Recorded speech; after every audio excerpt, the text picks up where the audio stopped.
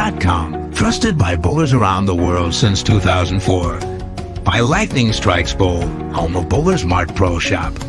By Platinum Ford, drive the difference. By Fire Lake Bowling Center, 24 state-of-the-art lanes.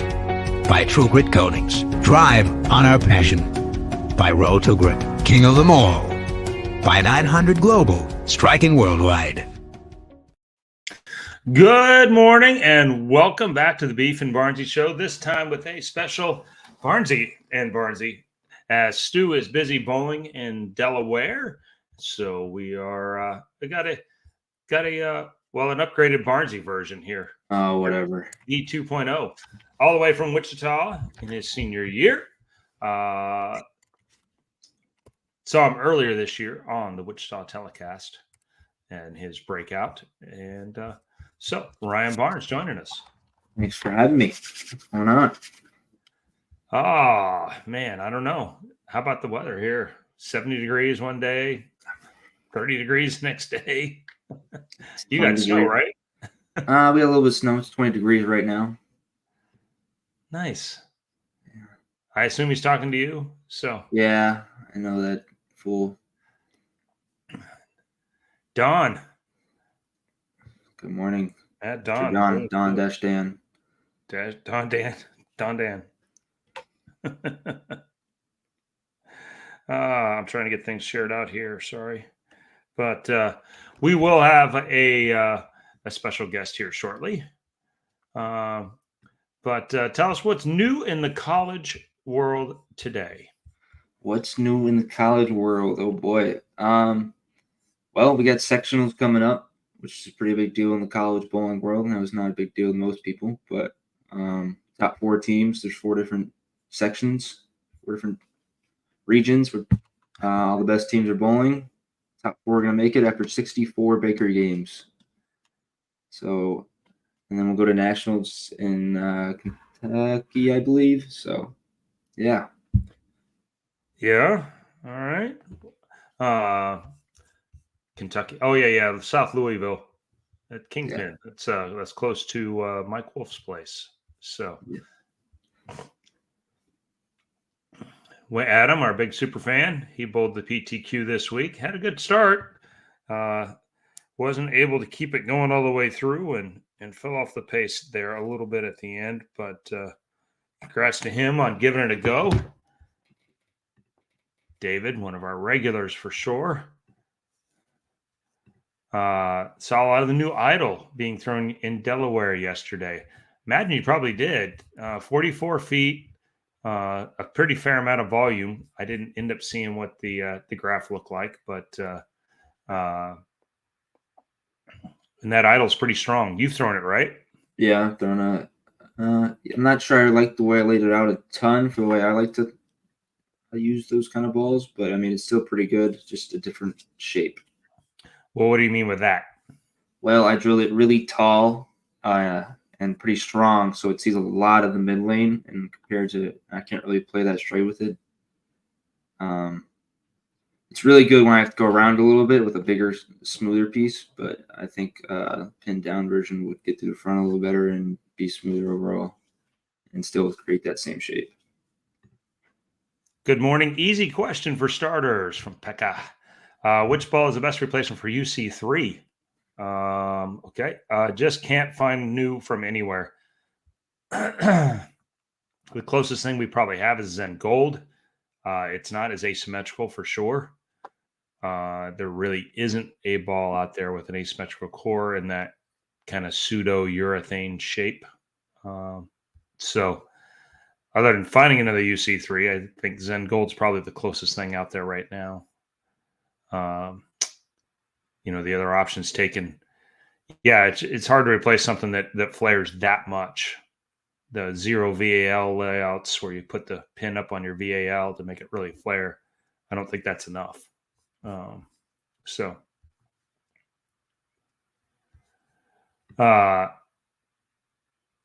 It's an idle core with a gem cover. I believe so. Yeah, that's sounds right. Look it up real quick. Yeah. I have got holes in them. I just drilled them yesterday. As a matter of fact, I went with some tall layouts because I have some lower pin ones that I left on tour. So, but bar reviews, like a lot of my bar reviews are taller pins. So I'm going to go with a couple of tall ones with those and see how they roll. Late congratulations, Ryan. I know I was a proud dad watching you on the telecast. I mean, it was okay. Toxic. Well, you know. Tracks. What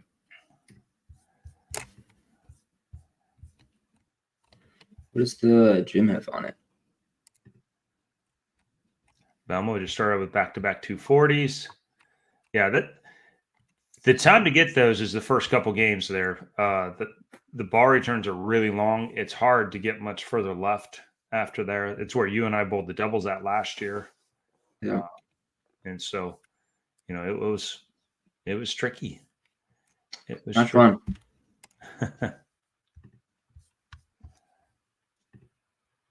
Stu shot 230 to start. It's good. He had a little rough night last night. So, yeah, looks like it. Hi guys, I just turned 60 and recently lost 50 pounds. Congratulations. I have, as well as anyone can understand how hard it is to lose weight. Ever since I lost the weight, though, I've been in a big time slump. Is it common for weight loss to affect the game? Somewhat, yeah, because you've lost some of the width, and so your swing can be closer. The problem is your body is kind of used to it going one way, and now it can be tucked in a little tighter. Making sure you build up the strength, especially in your core muscles while you're doing that, to make up for the mass that you've lost. We've seen some really great bowlers. Tennille Milligan lost a bunch of weight. Man, she lost all her ball speed to go along with it. She lost a lot of core and a lot of butt, and and she lost about 2 miles an hour in speed, and it made it really difficult. So she was trying to make up for it with, you know, shoulder and some other stuff, and so she lost some of the things that really made her great. And so, and you what? It's Linda. And I hate my idol Helios. I'm playing place with Optum. I think the Optum idol is going to be a lot stronger than the Helios, though. Probably. To replace it per se in the same kind of slot, it's probably going to need to be shiny. But I had not seen any of them. Do you alter the surface on yours yet? I did not. I just threw it out of the box. Let it lay and shine a little bit. Yeah, those bar returns are brutal when you need to play left. Yeah, they're so far up. I mean, you see guys like Marshall who has a pretty, you know, a longer-ish slide. I mean, his trail leg almost clips it. That's where I remember is my trail leg getting stuck on it when we bowled, and I wasn't so happy about that whole situation. Yeah. Where can I watch? Keep up with the scores on tour. PBA.com, and if you want to watch, bowltv.com is showing all of qualifying. Would you prefer if centers had bar returns? They don't have to be off the approach, but it is nice when they are, at least when the ends of them are closer to the first set of dots. Can every bowling center be like South Point, please? The arena? Yeah, the arena. Yeah. All you have to do is turn the bar returns around backwards. Japan actually had that kind of thing where they were actually off the approach in Tokyo Port Bowl. I've never seen the bar returns anywhere else, but the ball actually came up and went forward. That's crazy. And then it kind of swung around on the outsides. It was a big square. That actually makes sense. Yeah, it was a big square, and then the back side of it was your scoring and score table. So it took up a lot of space, but not at the front of the approach. Yeah, it was off the approach, and it was old wood, so it came off pretty good. Awesome, guys. Awesome seeing you. Any thoughts about the DNA coil versus the Attention Star? Well, when I go do my ball videos here, either today or tomorrow, that will be. I'll put those together for you. I believe the coil is a little stronger than the Attention Star, but until I throw it, pretty close. yeah. I mean, just watching so far. Yes, I heard Chris Barbara got voted into the Utah Hall of Fame. I hadn't heard about the PBA Hall of Fame yet. Billy Bowler, Robo Bowler. Senior year for Ryan. Where's the time gone? All right, here's a two-handed question for you. Sublime or Summit Peak for a two-hander? I mean, I overthink it now, but I think Sublime probably. It depends what you want. Depends what shape you want. Depends what balls you have. Probably Sublime. I think that ball's very, very good. Yeah, it's a little stronger cover, which is going to make it a little more consistent across. Summit Peak is a little pretty quick on a pretty slow core. I know the numbers are the same, but for whatever reason, that Summit core is seems to be a little more rounded or a little more, I'm not sure rounded for me is quite right. It actually gets a little more forward. But yeah, I would say overall, I think I've seen a lot more of the Sublime. And that could just be color because there's a lot of balls in that category. But Cody, our friend from out in West Texas, curious if you played around any with 14 pounds. I have not. I am currently experimenting after the health issues and curious if you use the same layouts or different. Linda is using them, and we've just made the layouts a little stronger because the RGs move up quite a bit. Higher, yeah. And some of the diff goes down a little bit. So, it probably a half-inch stronger on average. Maybe some lower pins to help pick up a little bit of the control side of things for you. Cody can get it down there already. Bangs on it pretty good. So that would be the biggest fear necessarily is creating a lot of wet dry on the house shot with because your hand hasn't suffered any. The last time I watched, you're able to get it around the corner for sure. Thoughts on the match formats and some of the classic stops? I don't know if the inmates should run the asylum, so I think it's way more about what the fans like more. The players in general, the best players always want total pins. So they like the elimination formats. But to grow as a sport, we have to be entertaining, in my opinion. And watching the matches is infinitely more entertaining to me, even as a player. I'm not watching much of anything other than maybe the last couple games down to the show on the elimination side of things. With the match play, I watched EJ and Simon Bowl. I watched Belmo and Tommy Bowl. I watched quarterfinal matches. I watched the semifinal matches. I saw a bunch of them because I think that's way more compelling. I saw EJ kind of, give the business to Jake, which I thought was interesting because Jake's about as low-key a guy as anybody on tour, and Jake responded. And you just never know. I think you find out a lot about a lot of different guys when you watch matches and who's got a little ticker and whose span gets a little short when it matters. What do you think about it? You've mostly watched those. Me? Yeah. Oh, that's the only ones I do watch. So in the comments, what do you guys think? I definitely think match play is a good idea. Yeah. Let us know in the comments. What do you guys think? Match play or round robin / the eliminator formats? So throw those down there. How does Idol Cosmos compare to the new Idol? I'll let you answer this one. The Idol Cosmos is significantly weaker and smoother. I think the diff's quite a bit lower, so it doesn't flare nearly as much. And the RG's higher, so it's just cleaner and less overall compared to the Idol. Plus, the new Idol's got a massive cover on it, so it feels like it really wants to pick up. Yeah, I would say way more ball overall. Cosmos actually was while it was smooth, it was still pearl and it was relatively shiny or shined up quick. It was, and so yeah, definitely a little different thing, different categories. I've heard you talk about back injury. What was the extent of injury? Well, my whole life, and I had spinal fusion. I did not have to reinvent. I had microdiscectomy, L5 and L6, and I lost some strength in my right leg, which did affect my game. But I've tried hard to keep it as close as possible, which at times I have, and at times not as much. So, well, there you go. Tom Clark surprised you yesterday in the Morning Bowl with the news that she's going to. Well, that's great news. I missed that thing completely. So that's fantastic. They have done a ton for the game. I know in general, Mr. Chrisman gets the credit for that as the front person, but that's definitely a team effort there. So,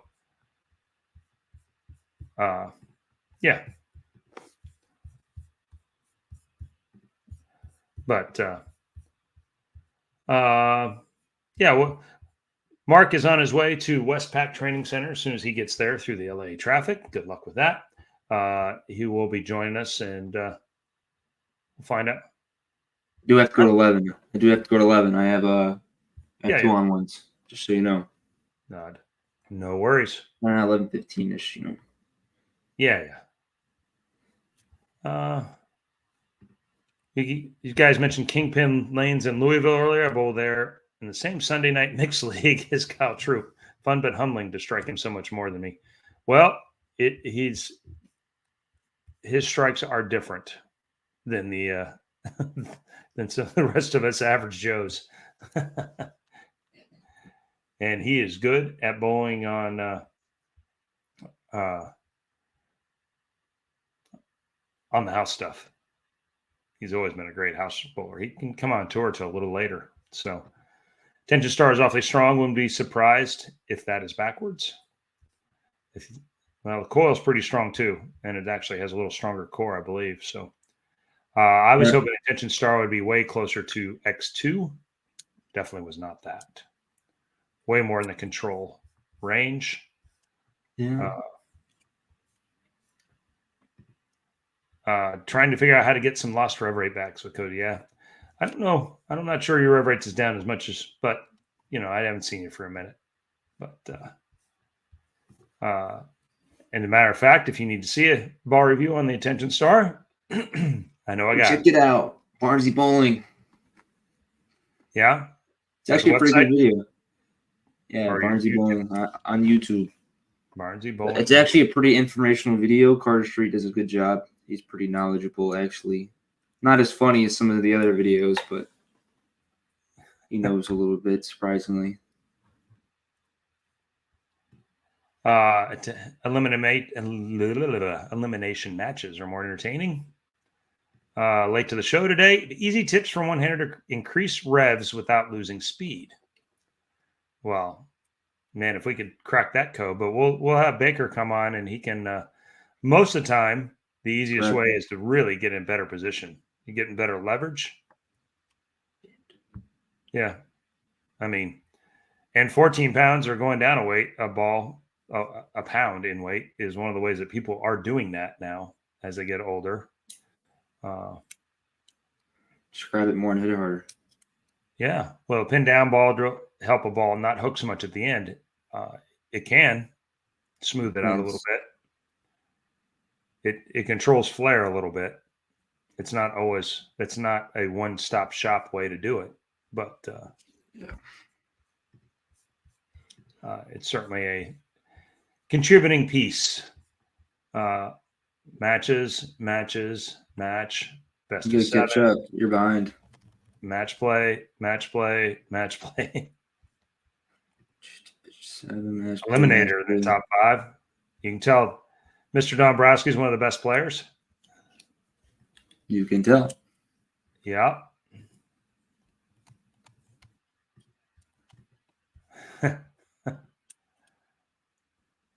Yes. Agreed. No doubt. More entertaining, but total pins is more fair. For sure. Match play is way more entertaining. Elimination format is boring to watch. Not near as much to fun to bowl either. Yeah, there's that. Match play. Ryan, what are your pitches? Right now I am quarter and half in my middle finger, quarter left, middle reverse, or half reverse, and then I'm half right and 5/8 reverse in my middle finger or my ring, but I'm think I'm gonna lower that to half as well. So yeah.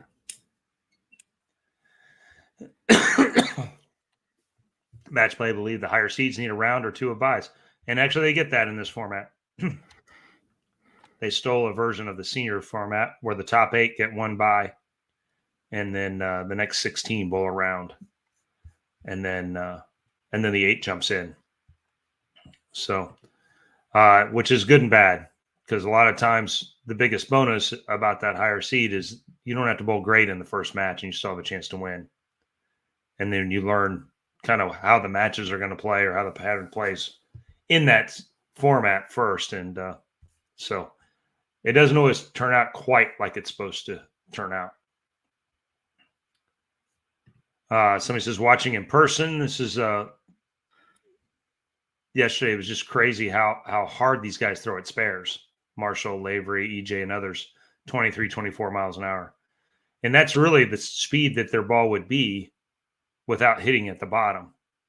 And it goes back to Trey's question about getting more rev rate without losing speed. It's a little bit tough to do because some of that energy has, when you put it into rotation, it does stop the momentum that's moving forward from your arm swing. Taking your thumb out is another way I've heard.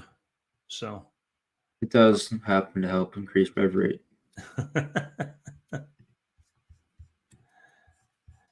Well, thank our friends at Platinum Ford. Some TNTs on closeout. Learning how to get use. I'm not your guy on that one.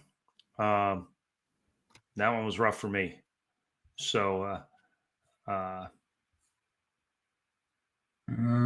mean, I drilled one I really liked. I think it was like 5x5x3, which is like the equivalent of a pin in the middle finger almost for one-handers, for most one-handers. Pretty good. I mean, it's nothing crazy, but yeah, a little less. I would take a little bit of it. It's pretty early, so taking it down to 2,000 right off the bat won't hurt you anything. So he says basically wants to know the end of all of that is that the ball decreases about 2.5 miles per hour on average from front to back. So if it's 16 up on the monitor, it's about 18.5 off your hand. It's not an absolute. If you play all hold, it's more like 2 miles an hour. If you throw it to the league bumper and it rolls out, it's more like 3 miles an hour that it slows down. So trying to catch up a little bit. And somebody wants to know if you can beat me in putt-putt. of course. Crazy. If we really lock in. If we really lock in, never. Yes. No. Well, speaking of the good and the great, and he can probably answer this argument, coming all the way from West Pat Training Center in Southern California, the Mark Baker. How are you? I'm doing just fine. How about you guys? It was good. I think we're all right. So, what's new in the coaching world? Last time, video had been out for about 3 minutes. You were somewhat concerned. How are things going now? Sales are better. I'm not calling you for a loan, so that's a good sign. Yeah. Well, those give me back one of those envelopes I helped you produce. No, I didn't do that. So no, it's beginning pretty consistent. I'm learning about search engine optimization. Big mouthful for a 62-year-old, but I'm learning, and social media is a big deal. YouTube's hard to beat. So I'm learning and it's doing okay. But the nice part about it, I've sold, a good amount now. People like it. The feedback's pretty amazing. Some of the emails I get back are so nice I can't post them. It's like I made stuff up. So it's been very good, and it's been one-hander, two-hander, seniors. It's been the whole gamut. People really enjoy it. It came out very well, and it's starting to have a pretty consistent thing. And I'm trying to figure out some other ways to get it. It's just about a matter of getting eyes on it. So I'm very, very pleased right now. Very cool. Very cool. So for those of you, explain your product in case somebody didn't watch this last month. What's going on? I produced 2 instructional videos. A one-handed instructional video. I had done a book and a DVD. I thought it was time to add on to that. So I brought in Chris Prather, Daniel McEwen, and Dave Husted for my senior bowler. And then I also decided that the two-hander, there's one of you in the picture right there, there hadn't been nothing done for two-handers ever, and it's our biggest growing part of our sport. So I produced an instructional two-handed video, and I had the 2 best models you could have. I have Anthony Simonson and Jason Belmonte.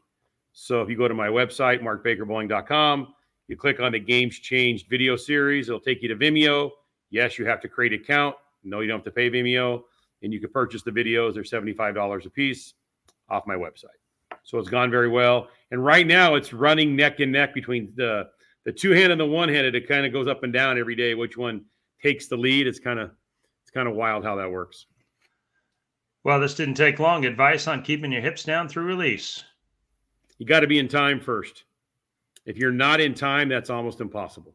And my timing spot is when your slide foot gets flat in front of your head, your swing should be parallel to the ground. And then I call it moving the ear forward, not trying to keep your hips down. Trying to keep your hips down that means that doesn't ever work because we've been given that tip for 30 years, 40 years. So I'm talking about staying level. If you look at Chris Prather, he stays very flat, Dave Husted. So if you try to move the ear forward instead of moving the ear down or up, that's how you do it. But you really need to be in time. If you're early or late, you're going to pull it down and you're going to pop up. And if either one, you're going to pop up. So you really want to work on being in time. What the heck? Stu lost weight. No way. Sorry. No, I would imagine if we had to weigh, I got Stu covered. I got a little height on him. Any benefits to the two-hander watching the one-handed video as well? And not being a very good salesman, I would say no. But interestingly enough, in the percentage of videos that have been bought, I'd say about 15% of people that buy the videos buy both. So, yes, there is. Our detailed explanations in the biker box. Yep. Yes, we have a whole thing. There's a 15 bagger through the Baker box, and all the pros throw different balls. They play the lanes different, and they all make it look pretty good. They were amazing here. The ability to throw the ball, I put tape on the lane in a very specific spot. It's in the video. Their ability to throw it through there was very impressive. Yeah. Sibo says he's the perfect example of that. No, that's a good man right there. He's a good dude. He meant Ryan losing, being there instead of Stu. So it is $70, $75 plus tax. And I know bowlers, and I'm as cheap as they come, but I think back of what we spent on hitting lessons. I spent $75 an hour for that guy to go take a hitting lesson from a guy who played about 4 minutes at a community college, and that was considered the expert. This is $75 for a video with the 2 best bowlers working with the best coach. And the guys, the two-handers were, I don't know what the deal is. I think there was a little competition going on, but they were both on both days. So their videos were amazing. So here's a good fact for you. So when we did the Baker box stuff, we let Belmo throw, and he got to shot 17. And he looked over, we were filming, hey, mate, how many of these do you need? Because they're all strikes. And I said, well, you were done at 5. I just want to see how long you could do this. It was me and Dave Husted sitting next to each other. I'm like, this is pretty wild. So I asked my guy, Anthony Santos, who's my project manager, are any of the shots, because the Specto was turned off to film. So I don't know his numbers. I know he's striking. I know it's going through the tape. It's always doing well. So he goes, you're not going to believe the numbers. So here's a fact. So when we had to pick Belmo's 3 shots for the video, we picked his 3 bad shots. It was 6-1 at 45 feet, 6-7 at 45 feet, 6-4 at 45 feet. That was for his break points.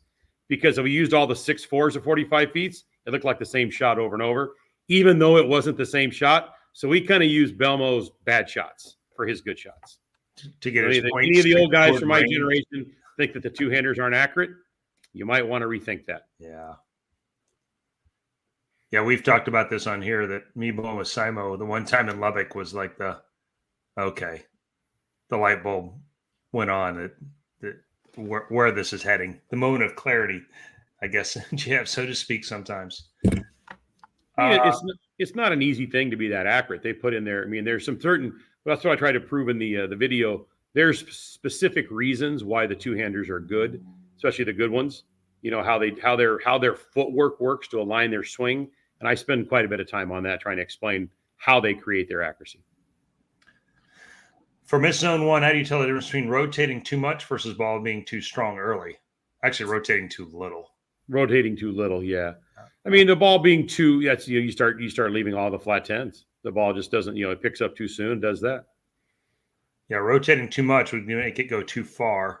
Correct. Then you would be coming in behind the head pin, or when it comes off the spot, it'd be more of the 2-8-10, 5 through the middle would be too much rotation. Ball being too strong would be more your flat tens, your 2 pins, right? At 60, am I too old to try and switch to two-handed? 5 years ago, I would have said yes. Now I'm saying go for it. I can't. The amount of two-handers that are over 40 that I'm getting at my training center, and especially my virtual lessons, the videos help my virtual lessons quite a bit. The amount of two-handers over 40 that are switching, I never thought I'd see this. And they're actually picking it up pretty quick. It all comes down to Bowler Dan there. If you've got a little bit of athletic ability and you can still move your feet a little bit, it comes down to more about flexibility. You got to be able to get that left arm to get a little long. That left arm's got to get back. If your left arm can get long, then the oldest person I have that switched is 74. 74. And here's why he switched. It's pretty cool. So he averages 160. Because typically I shoot 150, 160, 170 in league every week. I never throw hardly any doubles. So I shoot 480. Now I shoot 120, 120, 230. But man, that 230, he goes, and usually I leave a solid 9. He goes, now I throw too much ball. So he's more excited about the solid 9 on the 5-bagger than he is about. So it's a different perspective on averaging 160. He goes, but two-handed, I have a chance to throw 5-baggers. The other way, I was a lot of clean games for 180. So I have a guy in the San Fernando Valley that does that, retired pharmacist. Bowls great. He went to two-handed to see it. It's not as good, but when it's on, it's really on. So, yeah, I mean, I'm having more and more over 40-year-olds convert to two-handed, and I think it's given them a new love of bowling. Because they're lining up completely different. The balls are different. The shape of the lane's different. So it's basically a completely new game to them. So they're enjoying it. Chris Lynch, thanks for the super chat. Hey, guys, love the show. Hey, Mark, I'm two-handed, 16 miles per hour. I need to stop tracking over a middle finger. Any help? Any tips? Chris, I wish I was that good. I could just do it off of text. If I could see it, it'd be a lot easier. So a virtual lesson would be your best bet. It's hard for me to – there's some obviously some reasons. There's layouts, but it's got to be your release or where you're turning it or not turning it. But that's just a guess off of text. Ryan, do you have some insight on that? What's that? Because you did this at the beginning. You There you go. Ask Ryan. I mean, yeah, it has to do with your hands, mostly wrapping around the ball, I'm sure, more than anything. But, I mean, you want to feel a lot of the weight on your your pointer finger and more on your thumb than on the outside part of the ball. That's how you track to the middle, I think. I don't know if that makes sense. But as I see it from behind and watching you go through your progress as well as some others, when you're rotating around and your shoulders are coming around the outside and your elbow and hand is getting on the outside, then for control, you basically flip it back up so you can control it. And that's what brings your track up onto, it's kind of a high roller, full roller type track almost. And then as your elbow and things start getting more stable through here and your core gets where it doesn't move around as much, more one-handed, so to speak, your elbow gets inside, track naturally comes down. So I guess the easiest answer for what you just said is, especially like with Ryan, when he got his breastplate to start constantly facing his break point, his elbow stayed in automatically. So Right. when you talked about his right shoulder coming around, I always see it as your head going forward and your breastplate turning left, because it just means your breastplate and your shoulder never changes. So if your breastplate rotates left, it pulls the shoulder, and the shoulder controls your thumb. But even though your thumb's not in the ball, it definitely changes where the hand sits on the ball because you've rotated everything. They're all giant one piece. So to stop tracking over your middle finger, I guess, keep your breastplate facing your break point. That'll keep your shoulder back and your elbow in. Mark, check your phone real quick. My phone. Your phone. So let's see. Question for Biggs. Let's see. Sure. You bet. All right. Well,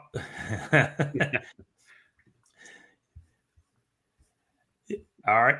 If you ask us a super chat, we will we'll put you in a drawing to win the video of your choice, either or, not Right. both, but either or.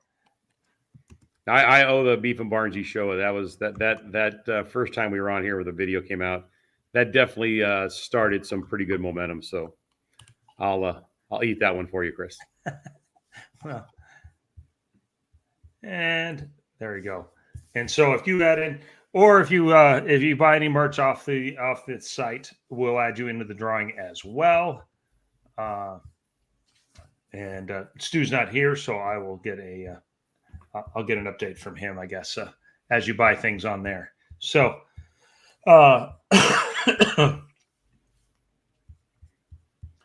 speaking of, any tips for getting the left hand further back? Feels odd when both hands are on the ball. That's the trickiest part. So here you go. So here's how this works. So when two-handers do this wrong is when they tilt early. If you really watch Belmo, he tilts later. So what happens is, to make your left arm longer, it's about your head, because obviously everything's connected. So when the ball swings back past him, when he stays up and the ball swings back, as the ball swings past the two-hander's legs, when their head drops, then that allows your left arm to be long. If you watch most two-handers that start out, in their push away, they drop their head down quite a bit. They drop everything down. So once you drop your head early, then you have to pull it back. Then your left arm won't goes back. But if you push it out and it tilts and the ball comes back, and as it goes back, your head goes down, that allows your left arm to get long. Simonson's the only exception really to the rule. And the other person that bowls, who else in the world bowls like Simonson there, Mr. Ryan Barnes? He's on your team. Spencer. Spencer's model would have to be Simonson, not Belmonte. Spencer's the closest I've seen to a Simo, is Spencer, how he tilts early and he never moves again. So he's the one that stands out like bowls like Simonson a little bit. And if you look at him, the same body type. So there may be something to do with your height. I would imagine Spencer's pretty strong because Simo's really strong. His legs are really strong. There you go. If I get asked that all the time, which style should I use? I think the Simo Spencer type style has a little bit to do with your body shape and how strong your legs are. Yeah, it takes some strength to be that tilted that early and to be able to hold it correct all the way through without popping out of it, without standing up out of it. Mm-hmm. Yeah, you have to be all in on that one. And I think a little bit of that one's then you've got to bowl. I think you need to bowl a lot. That's a game that's going to take a little more. That's going to take a few games. Okay, question for Bakes. Will there be no thumb one-hander videos? You and Tom Doherty, huh? Tom gave me a little bit of a hard time that he wasn't the model for my next video. I hope I'm not saying your name wrong, Pika. I have no problem doing these things, but then there has to be a financial reward on the other side of it. I don't think there's a big enough field for what it costs to make one video is quite expensive. So I don't know if I could get my money back trying to make that group happy. Is that the nicest way to put it? There's just not enough of them. Yeah, a request for some Mark Baker bowling coaching merch. So no, I never, me, I'm just, figuring out what a search engine is. So that's even more stuff for me. So again, I'm a Led Zeppelin guy, so they sold a few t-shirts. I should have been on top of this, huh? Well, you can go talk to him. He has an idea of how some of that stuff works. So, Thanks for the super chat. MV, I saw Darren Tang in the cleanup crew video working with Mark. What do you guys work on, and why do you feel he's struggling so much this season? Darren and I didn't work that much. Darren's coach is Mike Jazz now. So I didn't try to get in the middle of that too much. We were just talking about some of the things he and Mike worked about. And it's still about him dropping down too much at release and his hand getting in a bad spot. He's always had a little bit of early timing, so that's always been an issue. And then he's still coming back from an injury, so I think he feels stronger, so he's figuring that all out. So it just seems that this year, I mean, there's really five, it's turning into like five guys have the best look every week. I mean, it's, add Bill and Kyle to the big three. So if you're seeing the lane right, like Andrew Anderson's starting to bowl good every week. So if you see the lane right and your swing lines up to that, it's pretty easy. But every year the lanes take on a personality. It's how I see the tour. It's always slightly different.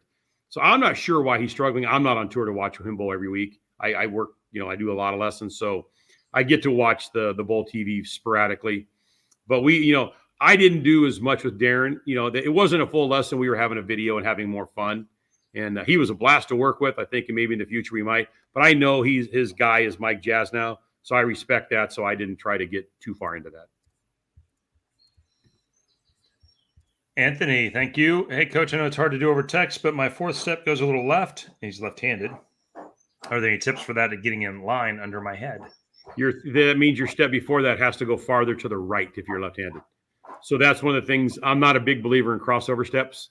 I've kind of gotten away from it all. I'm more about if you take 5 steps, your third step being the crossover step. So actually Leanne Barrett or Leanne Hulsenberg and Ryan Schaefer were ahead of the game. And then Belmo made it popular. And then I started implementing it as my one-handers. So I think your second step should catch the weight of your head. So directly under your head, not a big crossover. It shouldn't go on the other side of your first step. And that allows your third step for your right-handers to go left and for your left-handers to go right. You've got to have somewhere to clear your pivot step. So that step has to go slightly away. So there's a window for that step to come in. And I think just so we're clear, because I'm not sure everybody's following this as well. I had the benefit of working it a long time. The fourth step, you're talking about the pivot step, the power step. So I'm assuming you take 5 steps. Yeah. So I take 5 steps, you take 5 steps. So it's kind of how we go. Being left-handed, so the right-handers, that would mean going toward the target. Right. Being a little right and left-handers being left. And you're talking about the step before that opening up more away. So you see a lot of always taught this crossover step and it's gotten out of control. So the crossover steps have gotten so big that's way past your first step. It's too far. So it doesn't so your third step comes back in, that tends to shove the pivot step to the wrong side of your head. Because what happens when your 4 steps on the other side of your head like that, then your swing path has nowhere to clear. Then you got to go around your hip, and staying behind the ball is almost impossible if your pivot step's on the outside of your head. Makes sense. Appreciate Augie trying to get something common mistakes and how to fix them. That's kind of what the two-handed video and the one-handed video is. Yeah, I tried to show that where, I just think in the two, especially the two-hander, there's not really, I don't ever do the fix. If I don't fix anything. If you get it in better balance and you get in better time, all the other little issues go away. So I just think the two-handers tend to start not very well. I mean, it's always funny to me that everybody's favorite bowler is Jason Belmonte, and every kid drops down their second step because everybody's been telling them to get low. Well, that's, the balls, I'm not a big believer in getting low either. You need some knee flex, but you don't need a lot of knee bend. That might be one of the things we've taught in bowling for so long. That's just so bad. Ryan, now you don't need to get low. So the mistakes are really in the beginning. And then it's more about, I would say 90% of the two-handers that come to me are all early. I've never had a two-hander who has late timing. Not once. They're all early, and you have a high rev rate and you struggle with ball speed, but your timing's early. So that's the most common mistake I see. And that's kind of what I wanted to show on the video, how Simonson and Belmonte do it completely different, but their timing spot is exactly the same. Not any different than how we started with you, Chris, with you and Tommy. You didn't move the ball much in your second step. Tommy was really early, but the timing spot, you guys matched perfectly. How did you go about it, Ryan? Like who did you watch? I watched Troop. I watched Simo. watched a lot of Simo and Belmo, but I didn't more his footwork than his actual upper body, I guess. You tried some of it for a while. You Yeah, tried a little bit of everybody for a while. Yeah. Little pieces and parts, which we talked about not trying to be one guy, but trying to be the best part of a bunch of guys. Yeah. Just really seeing what felt good and what didn't, what worked. Yeah. Tried the big scam step, the big, yeah, the third step, really clearing it out like Belmo does. And then you landed somewhere in the middle of a lot of that. But watching film is a big way, and then obviously Mark's video makes a lot of that stuff make sense of what the commonalities are between all those things. And we did a bunch of video lessons with Mark along the way to help that. Austin, appreciate the super chat. What is the best way to straighten out a one-handed right-handed swing that goes around my back from having been bigger? Well, that's usually what happens is when you people that swing it around there, either they walk right, then they has to swing around because you're walking into your swing, or that's when the people have a lot of knee bend and they're pushing. And so I'm assuming, Austin, you take 5. If you take 4, take a step off. So in your second step, if you drop down, you take your shoulder and it drops so the ball stops swinging. So once you pull the ball up, people pull the ball up, tend to pull it up with their shoulder, and that's when it gets inside your head and the top of your backswing. And if you pull it up, you got to pull it down. You can't pull the ball up into your swing and have it magically turn into a free swing. So that's the part where I think, though the best bowlers tend to have taller, they're staying taller the first 2 steps, like Don Barrett, Chris Prather. You see that, Bill O'Neill, Chris, Tommy. That way your balls swing back pretty smooth and none of your swings drop. None of your swings really go inside your head. But if you drop down and you pull it up, it tends to go into your middle of your body part. And then people that tend to pull the ball up tend to walk right into their swing. So now the ball's on top of your swing and your hips in the way. So you have to have a slight go around it because you can't throw it through yourself. So without seeing your game and knowing which way you drift, I mean, there's some tangibles that go in here that would make this easier. That's just kind of, I'm going by what I see as the most common here at the Westpac Training Center. Something that you probably get asked about a little bit. Eric owns your DVD, The System, from a few moons ago. How does the new video compare informational-wise? Obviously, two-handed part is much different. Well, the two-handed is the first one's ever done, so nobody's ever done a two-handed video. So that was, and then I've got the 2 best that ever lived. So that's kind of special there. But for the one-handed, I went out of my way. I wrote a book and I did DVD. So the one-handed, I actually invented some new terms that I came up with myself. So I really tried to make it different because I really focused on the release. The DVD was all about the markers, the 10 Hall of Fame positions. Mm-hmm. So I still believe in them. I still believe in like quiet shoulder as a tall second step. The timing spot is how I started this, and that's how I'm never going to back off on that. But the newer one talks about core management. It talks about moving the air forward, how to use a spot down lane to help you in league called the Baker box. What sequencing is, how the sequencing of a lane has to match your release. I think that's the most important one. Like a lane's 60 feet. It's only 45 feet of accuracy. And it's only 15 feet of shape. But everything on social media, all that talks about every single drill is about rev rate in your hand. Well, that's only responsible for 15 feet of the lane. All these drills tend to skip that the first 45 have to be accurate. You can have the greatest release of all time, but if it's not from the right spot, I mean, EJ Tackett looks cool because his ball is always looking from the same place. People tend to just take that as granted, and I still think the biggest mistake most bowlers have are they're not very accurate. I mean, it's eye-opening here at the training center because I have specto on every shot. I've always had good eyes, but here you see it. So the sequencing of your release is probably the most important, where you add the rotation after the form hits the front target. So it's that's how I see it. So that's how it was changed. I actually added in 4 new terms, and I wanted to make sure it was nothing like the DVD. That way you wouldn't get to say, he just regurgitated the same stuff. I went out of my way to make it completely different, but I stayed with the timing spot and built it around that. Rob Belfast, thank you. Jeremy, switching to 2 hands and purchased your 2-hand video. Man, it opened my eyes to a lot of things I'm doing wrong. Thanks for the great video. Appreciate that, Jeremy. Thank you. It was a year of my life. It was if I had to do it over again, it'd be a coin flip right now. It was a lot of, once you start down that rabbit hole, it's just, And then I had these two pieces. I had, Jason and Simo, and as I spent basically 50 man hours just watching video. I had to figure it out how I was going to present it. They did such a good job. I couldn't not finish the project. But if I was going to do the two-handed, I couldn't have a two-handed and not have a one-handed. So that just made it go longer. Doing one video would have been fairly simple, especially the two-handed one, because I studied it a lot. But doing both videos, that was a little bit of work. That was not the smartest idea I ever had. That's probably fair. I didn't know you had a pizza. I didn't know Pizza Wings was your pseudonym there. That's my burner. Yeah. That's our alternate. Yeah. So I will answer that question. The reason why Chris wasn't in my senior section is Chris is too good. Yeah. Throw. No. Nobody 60 is going to relate to how you throw it. When you watch Dave, who's 63, who doesn't bowl much, his feet don't move very fast. His knee bend's shot. His knees are shot. His shoulder hurts. So Dave was much more of a representative of somebody, hey, I used to be pretty good at this.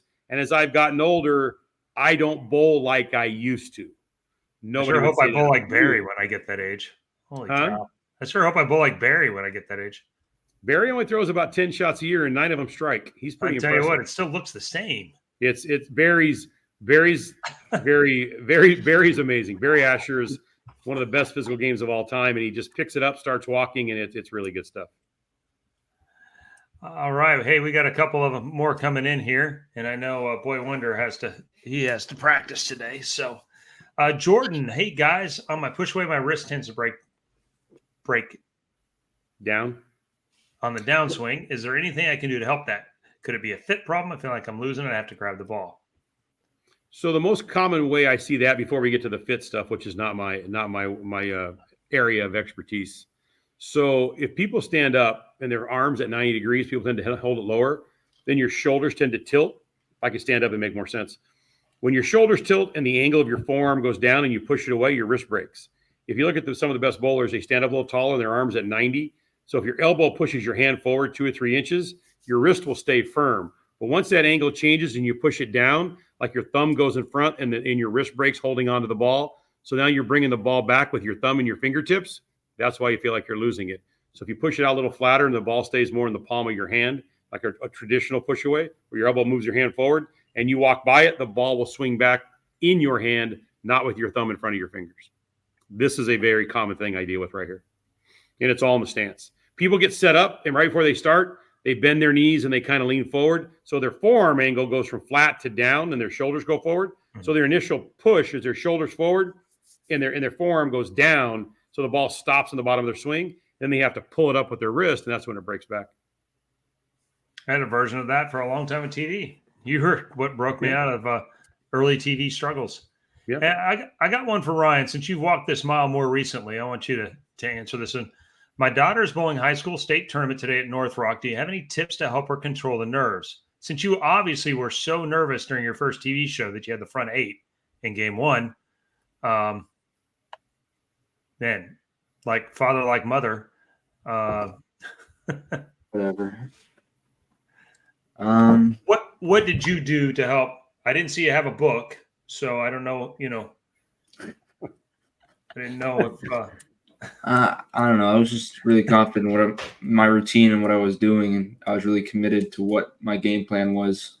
So it made it pretty easy. And I also had a pretty good look, so it was pretty easy to commit to those shots. Okay, but those first shots, there's no way around it. It doesn't matter how comfortable. No. And to be fair, I want to make this clear too. It doesn't have to be a TV show to create that. Throwing a shot to win a game for your team, bowling a tournament, Yeah, first shot of a tournament, whatever. That happens at every level, and until you get to a level where you're okay with. How did you deal with it? How did you go into it? Were your knees shaking? What was going on? Yeah, you get the shaky legs, you get the heartbeat going, you get the goosies. I don't know how to explain it, but like you want it.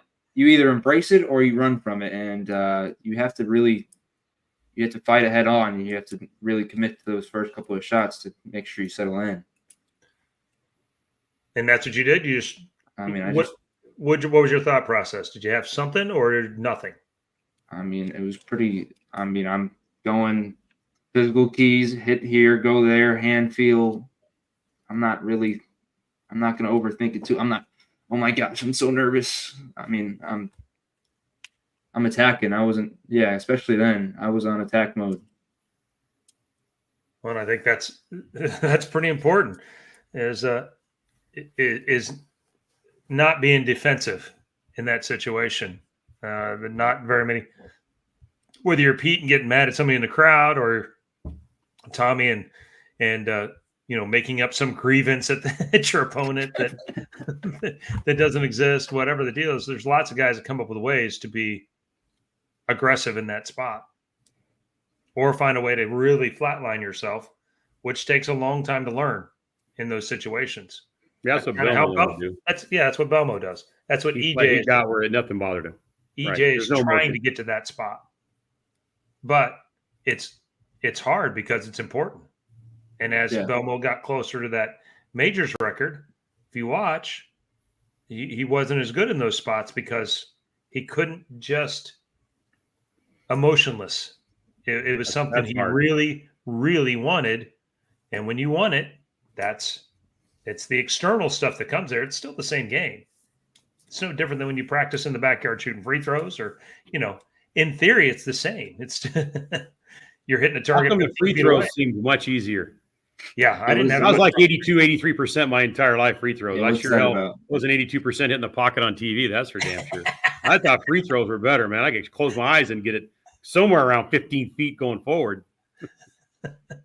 On TV, that 2-8 kept moving around every time I tried to shoot. Not fair when the 2-8 jumps on you when you're trying your third step. Well, EJ he gave you a little homage to it last week. Yeah, that wasn't too good. Hey, here's one for you, Chris. So Kyle's not the first guy to read a book while he's playing a sport. What major tennis player read a book the entire finals in the French Open? Not at all. Jim Courier sat there and read a book at the break. Crazy.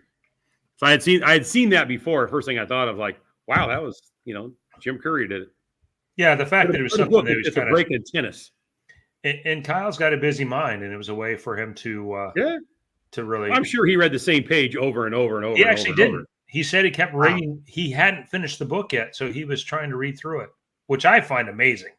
I find way more likely to read a passage, a mantra of some sort that centers you and keeps you focused on the little things, not the show, the TV, Randy, Fanta, voices, pin dropping, cough, money, trophy. I mean, there is a million things that don't exist in the rest of the world except on that TV show.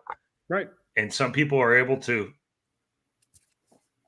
And from the outside looking in, I find that amazing because I always thought Kyle was good on TV. I thought when Kyle got on TV, his personality, to me, he's kind of like Randy was in my era, Pedersen. He's a big personality. He loves the stage. He's got the pick with the fro and all that, and he gets it going. I've always thought Kyle's strength was getting on. When he got on TV, his win percentage is pretty good. Kyle, some of those events, he just puts it on them. Kyle's good on TV. Yeah, I think when they're easy, when he has to be like that, where he has to be softer, has to be a little slow. He's good at throwing hard. Yeah, he was really a little slow and hook it. U.S. Open was impressive, and he wants to be good all the time. I think he is great when he's having fun, but he has to have reaction. Well, this year he's won the hardest event and the easiest event, so he's got both ends of the spectrum covered. So that's pretty solid. He's bowling good again this week. He's definitely a confidence player. He's a lot like Randy, but he's you get that confidence going, and those guys are tough to beat when they get. It's just they just believe in themselves so much it doesn't really matter what you bowl on. But you brought it up. Kyle's made 2 cuts and won both times, both on the short, or not on the short, but the U.S. Open and in the short. Andrew Anderson has made it on all the long patterns. Struggled on the shorter, high-scoring ones. A little bit. Last week he bowled pretty good, but he's coming around too. He's throwing the ball good. I've been watching it. So I want to get back to some of this. Malcolm, why do you think there's some successful lower ball speed two-handers? All you hear from older generation is ball speed. I feel a little attacked here, but Thomas Keiko is probably the best example right now of a guy who does not throw it very hard that has a lot of success. Well, obviously Keiko's rev rate matches his ball speed. If Keiko's rev rate was Ryan's and he threw it that slow, he would not be having any success. Yeah, he would be making the 4.7 every shot. So I think it's just as the two-handed thing stops being the two-handed thing, and it just starts being a different way of delivering the ball. Hey, he bowls two-handed, one-handed. It is what it is. You'll see more variance. In the beginning, you saw Belmo and Osku, speed dominant, rev dominant. And now you're seeing all kinds of people that learn how to bowl two-handed younger. So they've had a whole generation to do it, and they're going to modify it to whatever their skill sets and their body types will do. I think you'll see all kinds of variances in the two-handers that have success, not just this specific way. And just like one-handers, you're going to drill balls weaker. They'll figure out all that. Those kind of things, right, to go along with it. That Keiko, he struggled this year, but this week, man, the lanes are a little. They look like there's hole, but there's not hole. But if you get a little quick, it doesn't pick up on the end. So his soft touch and his angles, man, they're freaking good. And he's doing. I mean, when he bowled that U.S. Open he made last year, he bowled amazing. So, yeah, he struggled this year, but he he has not looked as good this year as last year. But obviously, he's coming around. EJ, how do you schedule lessons? You what? How do I schedule lesson at the Westpac? To just send me an email. Mark@markbakerbowling.com. Okay. Mark. Send me an email or, Sockless.com, whatever, Saho at Yahoo, whatever. If you go to my website, it has all my emails. Send that to me or you text me and then we go from there. And I'm almost always booked a week out.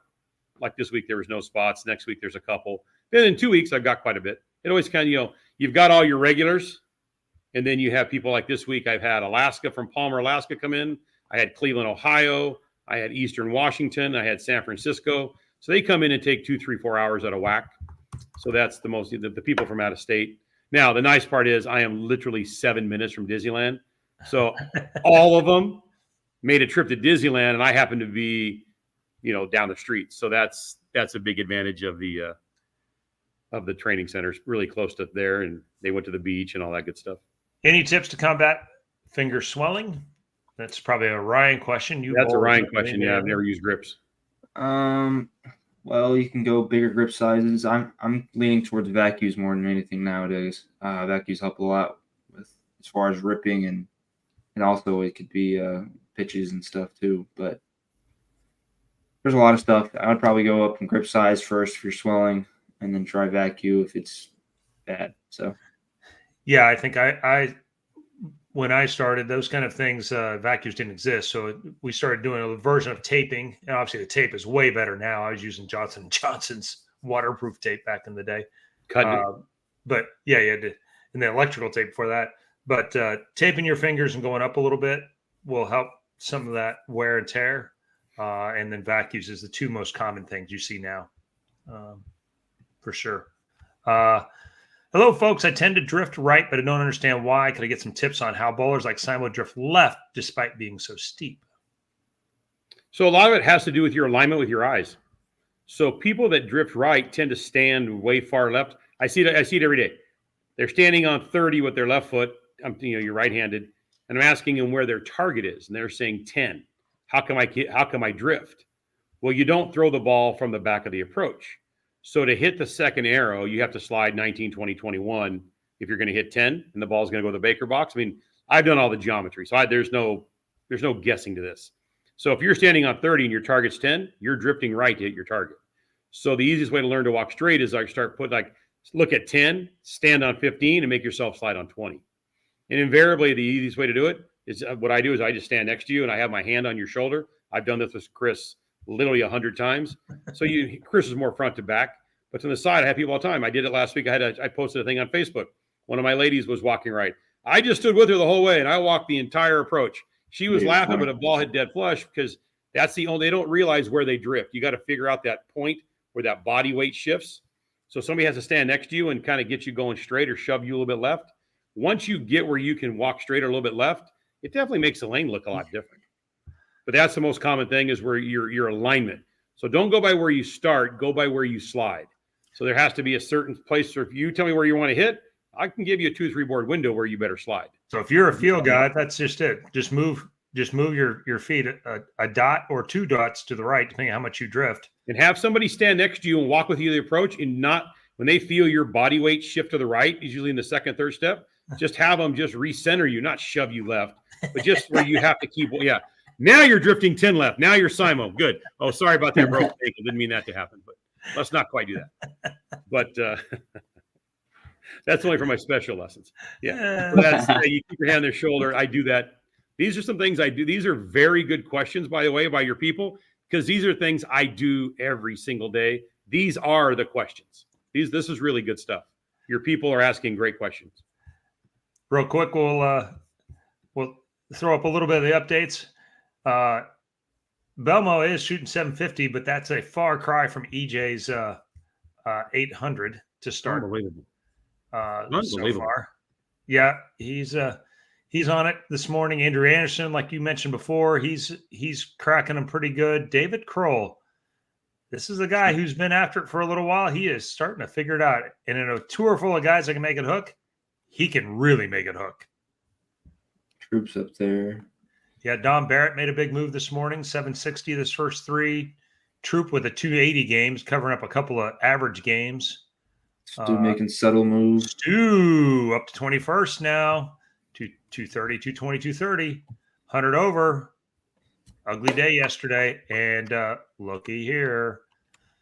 My man Gage will be happy. That's my son Gage's with favorite bowler ever. Yes, for Svensson. Guys falling off the pace. Chapman with a 160 game on a bad pair. Packy with two 160 games falling off the pace. Prather 190, 180 in games 2 and 3. A lot of bad games this morning. Simo? Where is Simo? Simo was not. This was a week he wasn't going to cash. He has a 160, 170, 210, 250 the last two. He is miles off the pace right now. So I think he decided he didn't want to this week. That's about the only way I can ever see him finishing in that spot. But like I said, we got plenty to go through still, and I know Ryan has places to be, so I want to get to. I'm good. We can hang out all day, my friend. I got the day off. Let's do this. Well, he cannot. So I got virtual lessons. He's got to go graduate. So. I got to go to I just have to go to my 2-on-1 lesson with Rick. Oh, there you go. Unless you guys want to give me a lesson, then I'll just stay here. I'm not getting in the middle of that coaching thing. Not with them college coaches. Come on. No. I got to stay in my lane. I'm not good at that. Okay, I'll send you a video later. There we go. Put it on mom's tab. Yeah, exactly. Mom's. Yeah, you made more money than me this year. I should be getting you should be paying for it. I actually have Venmo and Zelle, brother. I'm good. I'm 21st century now. I'm good, brother. I'm not asking for the credit card number to use Square. Let me look for the search engine real quick. There you go. Now that's a good question. Thank you for your help. Will you ever do a camp bakes in Hawaii? Man, I go to Hawaii a lot. I'm a Hawaii 100% in guy. I go to the Big Island almost every year. I love Hawaii, but when I go to Hawaii, I'm not working. Let me There's tell you. There's no way I can be indoors when that weather's that good. Barnzy Bowling on YouTube. Go check out his channel. It's fairly humorous, especially you two-handers. I know we don't have as many in this group as we do other places, but yeah, sometimes he's actually funny. I don't get it, but whatever. Some people like him. All right. Go have a good day. Thanks for joining us today. And Bakes and I will carry the weight here from the. Have a See you, kids. Have a good day, son. All right. See. Yeah, that'd be all right. We could do camp bakes or maybe a clinic, a couple days, and I mean, I'm sure I could talk my family into going. Yeah, that'd be the way to go. You go knock out 3 or 4 days of clinic, and then you go play golf. It'd be hard to get 35 people to fly over to Hawaii. No, I would imagine if you did that. I mean, Hawaii is hardcore bowlers. Yeah, I mean, the people that are there that bowl, they send a lot of. They have a lot of good coaching, because I know the kids that come over for junior gold and they bowl the main event JBT. They do really, really well. They've got it's not as strong as it was when I was a kid, when bowling was massive in Hawaii. Talk about what your land's worth and what things, the bowling center's closed because of land valuations, but Hawaii has always had an excellent group of coaches that help their kids. So the kids come out of Hawaii are pretty good. So I'd imagine if you went to Hawaii, it would just be pretty much all those guys. Yeah. Do you have videos to understand transition? If I did, it would cost way more than $75. So that's such an individual thing. Everybody sees transition different. So the answer is no to that. I don't. That's the $1 million question there. That's a hard one to answer. it's a really hard one to even video. I can't even. I mean, the Yeah, scope you would of the have to. project's pretty enormous. Yeah, Really, the video would have to be too long to see it. watching telecasts, watching Bowl TV. And there's probably some ways to do it. I don't. Stu and I have been talking about trying to recap shows and maybe doing some kind of a post game show where you talk about some of those things to help understand what you just saw. I don't know about a Manning cast type thing during the show necessarily, but yeah, because you see those, like obviously EJ just shot 800 and Belmo shot 750. So whatever transition was, they're so good out of it, they didn't see the transition, or they recognize it and they make the moves. The only time you see transition is when you bowl bad. When you're bowling good and all of a sudden you bowl bad, then you hit transition. If you're ahead of it, you never see transition. Oh, it hooked a couple more. I'm going to move a little left. They're starting to pick up. I'm going to just throw a little slower and everything works. When you're bowling, when you're doing the right thing. Right. The game was easy for me for a long time. Right. And now those moves, that the intuitive, smart moves, that they're not so smart anymore. They don't work as well. And so you have to re-break up the whole thing. Unfortunately for a guy like you, Chris, I think this is a very good point of view. I mean, it's me and you, and we've done this. We've had a lot of conversations. Your brain is wired a very specific way. You definitely think the way you think. That's part of your makeup, part of why you're so good. So at your age and at your success level, to try to rewire your brain, that's a tricky thing to do. That's a hard ask, because you're not being, obstinate why you don't want to change. It's just your brain's wired. You see certain things. You've always done certain things and they've always worked. Now they're telling you, hey, dude, 2 + 2 doesn't equal 4. It's not even 5. 2 + 2 is 9. Why don't you get it? And you're going, no, this has worked. I made 100 shows. I've proven this works. And now they're saying, well, guess what? It doesn't. So I don't really have an answer for you. I was just having a conversation with Dan Knowlton yesterday. We were talking about some drillings and some other stuff. And because it's so complicated, the whole thing between balls and transitions and oils and pins and, speeds and adjustments and rotations. And you have to have some constants, some absolutes. But the one thing that's constant is that the game changes. And those constants work for a long time until they don't. And then you have to reevaluate. It's literally if it's not broke, don't fix it. But if it's really not working, you have to start breaking it back down and go, okay, I've always believed that, hey, a tall pin means this and a low pin means this, and does it? Right. And start drilling some stuff and go and give a real blank look at it without all my, predisposed thoughts about it, and decide if, hey, maybe I do need to drill way more pin down so it doesn't get offline in the front, because it seems like there's a lot of friction in the front. Right. And my superpower, which is the most useless one ever, is I can make it pick up. Making it pick up earlier when your rev rate's 100 less than the average is a really sucky power to have. Let's say move those pins to 54 feet. Yeah, the lane is way longer for me than it is for EJ. Correct. And so I have to navigate through different things. It's longer than it was for Pete forever. And so, but those kind of things. So you have to reevaluate some of those things that you think are absolutes. That's got to be tricky. Yeah, and it's hard for somebody like me who doesn't want to start over necessarily, would like to build on successes. Steve, speaking of the good and the great, one of the good guys. Remember Bernice solving a Rubik's Cube and the keep her mind occupied. There you go. Hi, Mark. It's Adam. I had a lesson with you yesterday morning. Thanks for your help. Excellent lesson, Adam. He was my from Northern California. He did really, really well. I've watched it 100 times, 1,000 times. It seems like now between lessons and between clinics, it's amazing to watch the improvement between that and camp. Crazy. I wanted to say our e-lessons helped a lot. Anyone considering should do it for sure. Excited for the next one. Hope to go to Westpac Sunday. And Westpac is legit.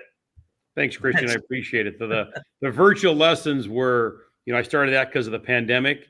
And now, like I said, when I hang up today, I get a cup of coffee and I've got about 10 to knock out. Virtual lessons has helped me tremendously as a coach, because I had to learn to listen better, because when you see it in person and you throw your 3 to 5 to, 5 shots, I'm on it. So, if you ask the right questions up front. But virtual lessons, I don't get to see that. So it's very important how they answer their questions. And the one thing I will admit that I think other coaches should take into consideration, the bowler you're coaching knows way more about their game than you do. The bowlers are so good at telling me what they do wrong.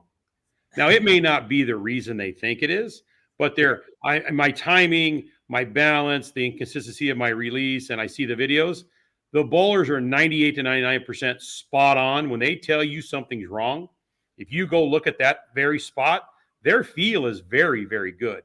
So that's virtual lessons help me become a better coach by really listening to the bowler and reading what they say and really addressing what they want. And like, yes, that is an issue, good self-analysis, but here's where I'm going to fix it.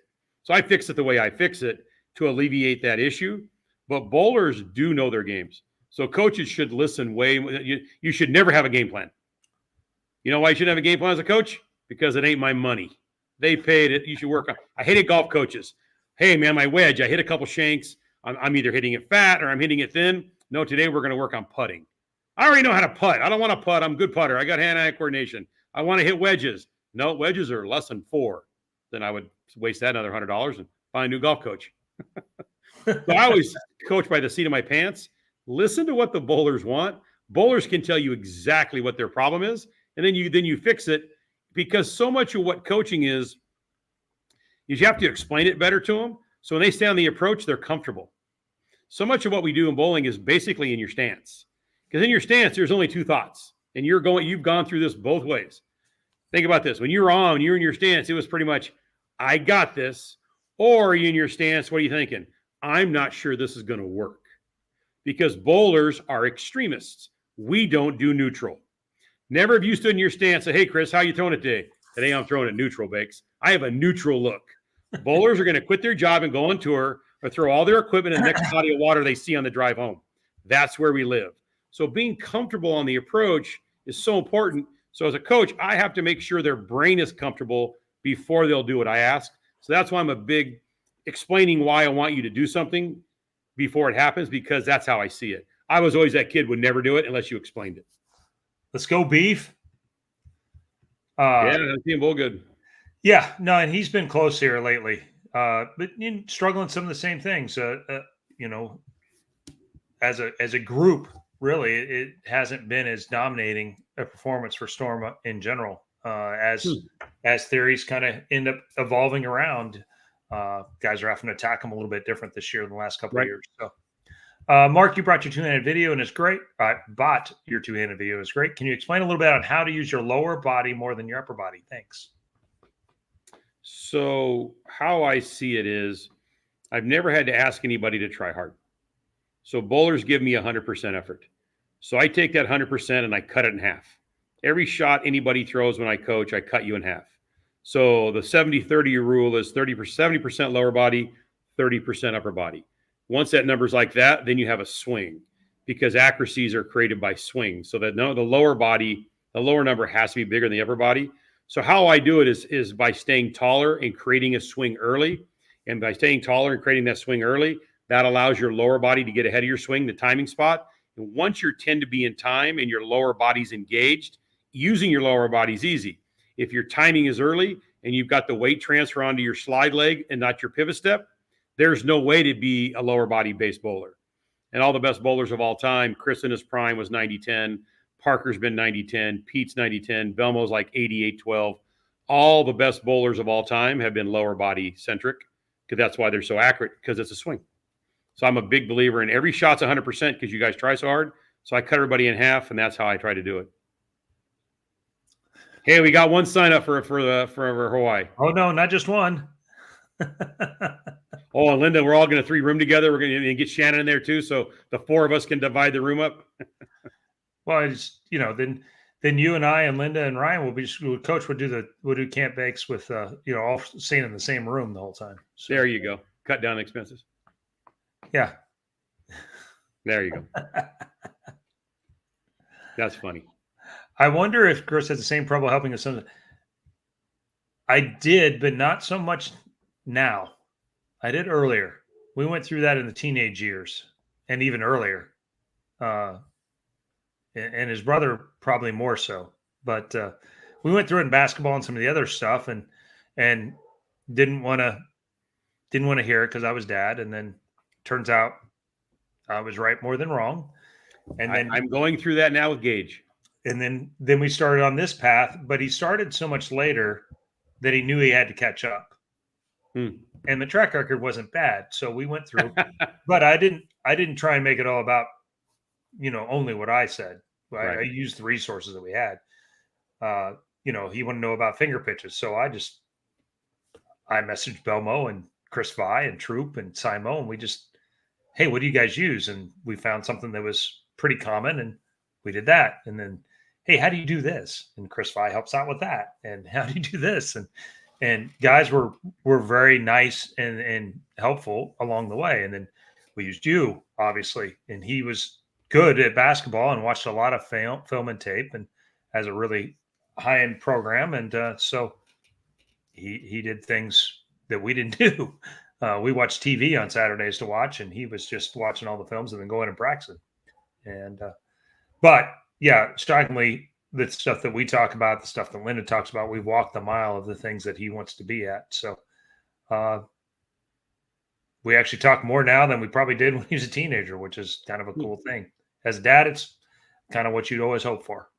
Very cool. You transition from guidance, but some friendship along the way now too. So hi, Mark. I'm working on items in the first video. Any tips on how to get my backswing under control? I know I'm pulling it up and don't feel it. Probably transitions right from that last answer you gave. Yeah, I've worked with Lewis before. He's from Baltimore area. A lot of bowlers that have that really extended high backswing and they don't feel they're pulling it up, but obviously they are. That might be one of the hardest things to work on because, for one, I don't have any feel in the shot. I can just tell you what I see mechanically. And then when you get somebody that I'm not feeling it, I'm not trying to do it, and then you look at it on video and it's almost, straight up and down. That's a very, very tricky thing. Some of those are like almost you have to be behind them and you've got to restrict their swing to like stop it at a certain spot. So it's all feel. So what they're doing and what they feel don't match. I wish I had a better idea on how to get their backswing lower because a lot of times they said their swings are high and they don't think it's high. Yeah. That's a tricky one. Yeah. Even though I'm pulling it, I don't feel going up to my butt to get it to my shoulder height.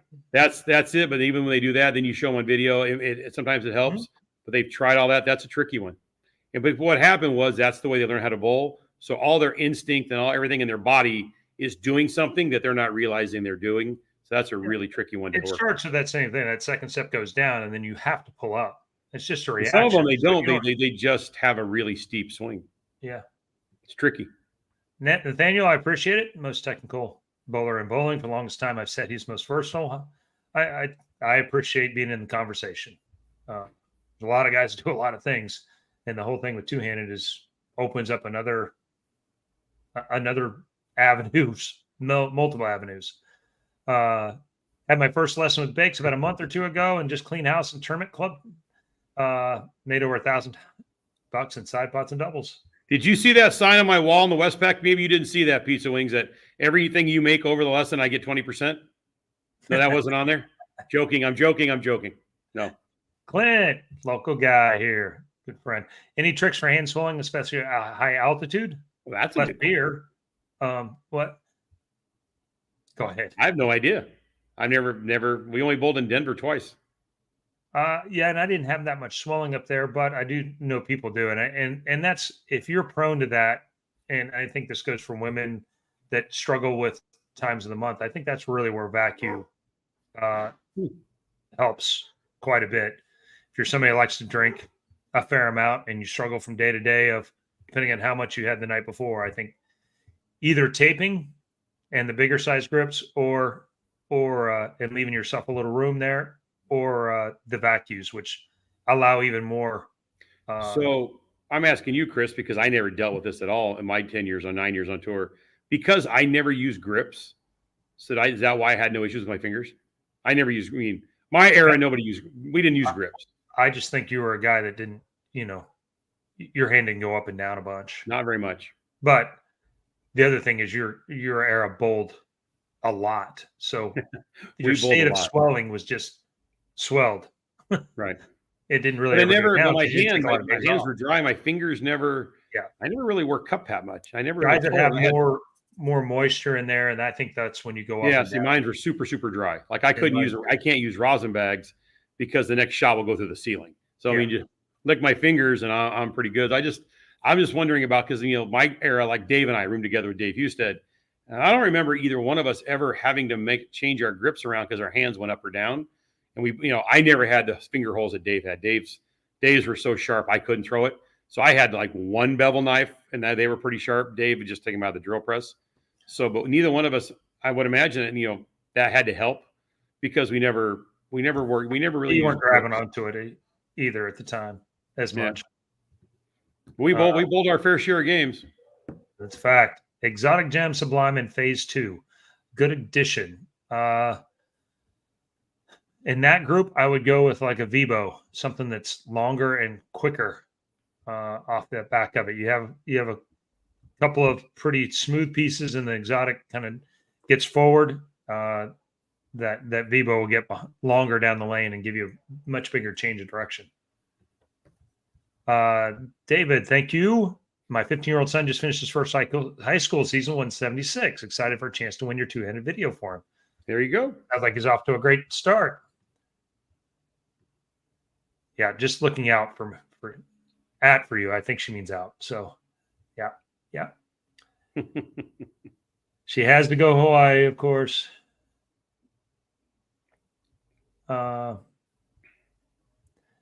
Let's see. Next super. Justin, thank you. Hi, Mark. Should the ball be released at the end of your toe or later? I feel like I drop it early sometimes and wondering if this could be fit. I don't know about the fit part, but I do like the balls. When I get to see strikes here every day. So every day, the balls falls off the thumb onto the fingers. It tends to always be right at the end of the toe or a little bit in front of it. And that way your forearm stays going to the target and you have the rotation really late. And that's kind of what everybody wants, because that way the ball shapes in the back the right way. So, yeah, I'm a big believer in the ball coming off the end of your toe or a little bit later.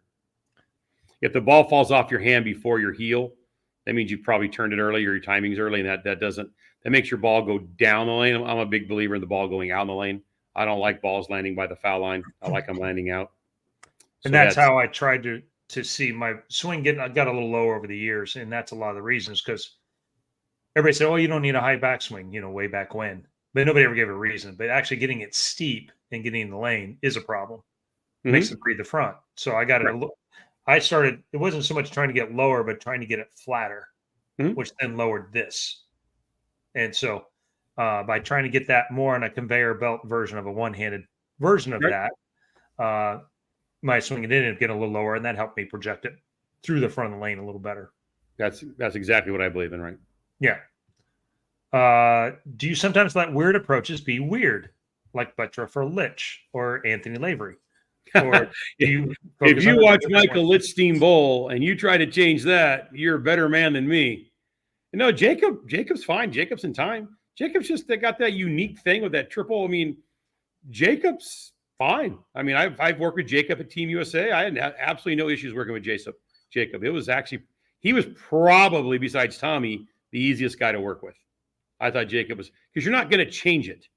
If you make him traditional, you make him look good on video, he won't be a very good bowler. So, Butterf's trick is that he starts so fast and he uses his back leg kind of as a rudder to slow him down. Well, if you made his first two steps slow with the swing being so short and his rev rate so high, he couldn't keep the ball in the lane. So at some point, those guys that are so unique, you don't want to touch any of it. Like there's been a lot of talk lately with this, Mike Newman.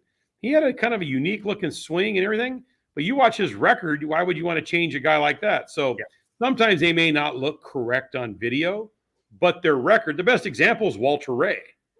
Walter Ray had some things doing different than everybody else, but then, I got a chance to see Walter Ray play horseshoes, before he became Walter Ray, and like, oh, this guy's hand-eye coordination's off the chart.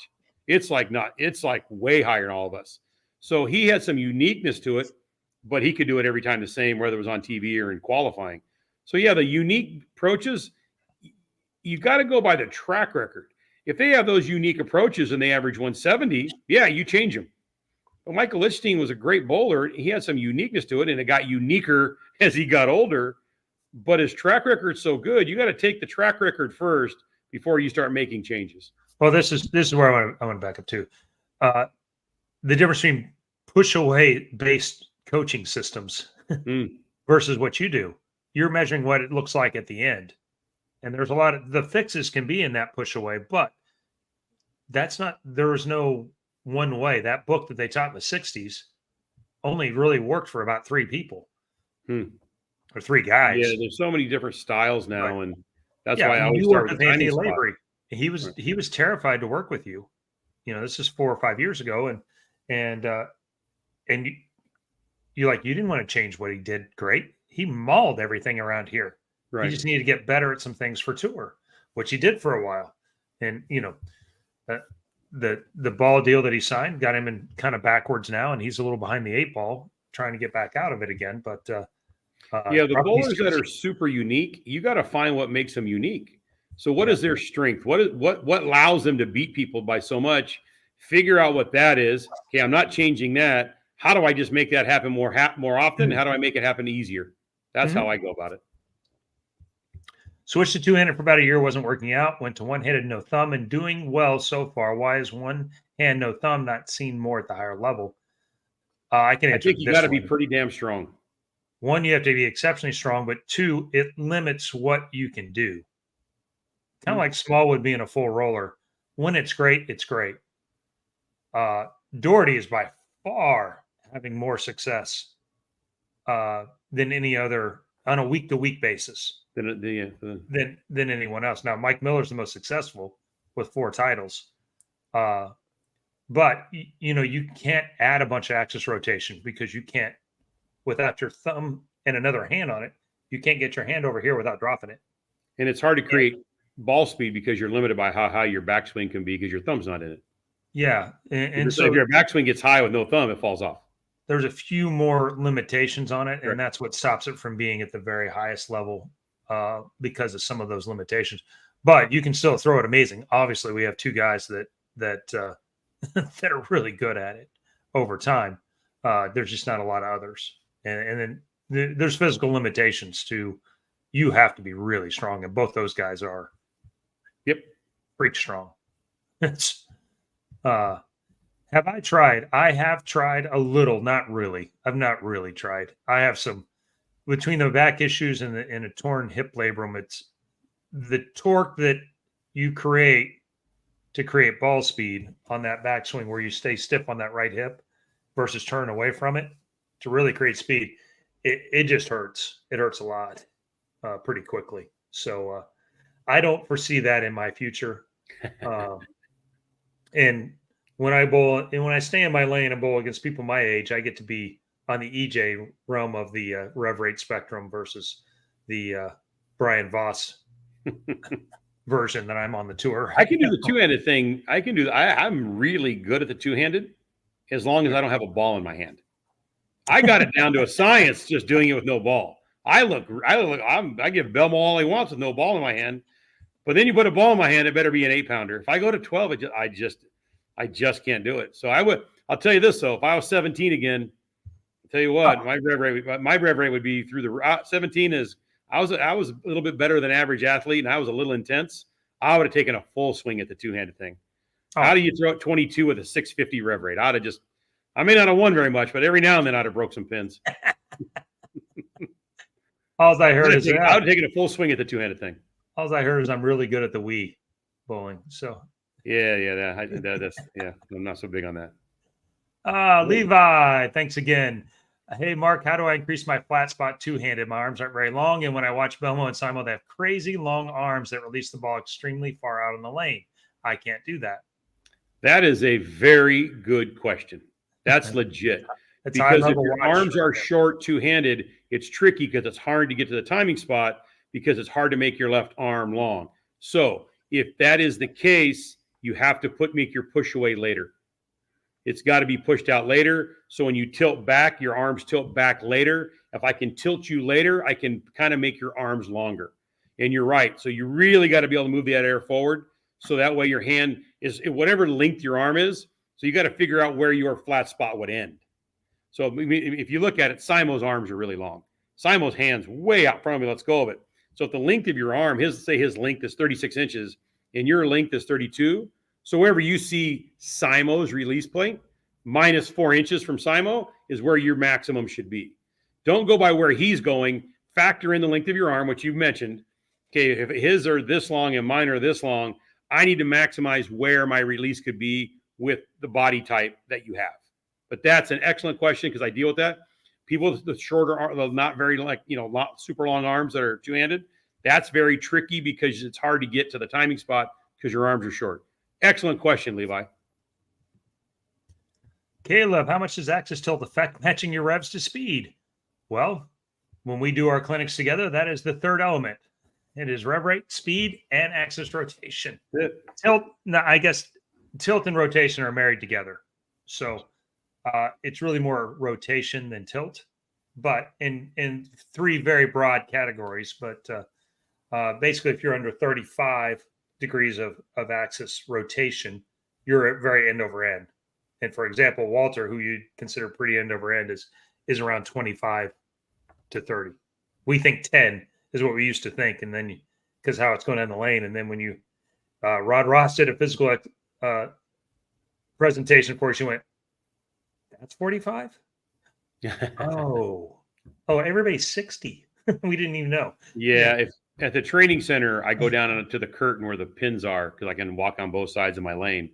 And when you watch from the back or the front, however you want to term it, if I'm watching from the pins point of view, the two-handers are way more forward roll. That's why I think two-handers play the lanes between 4 and 7 boards left of one-handers on just every condition. It's 4 to 7 left because the one-handers balls rotate so much more trying to go forward compared to one of my two-handers. See, I think the perception is not that. But if you go watch more, nobody ever watches from the pins point of view. Yeah. The pins point of view is the most important point of view because that's what you're knocking down. All the bowlers, the misconception I find all the time, bowlers are terrible at distance for one. Number two, bowlers are watching from the foul line. They're watching something go away from them.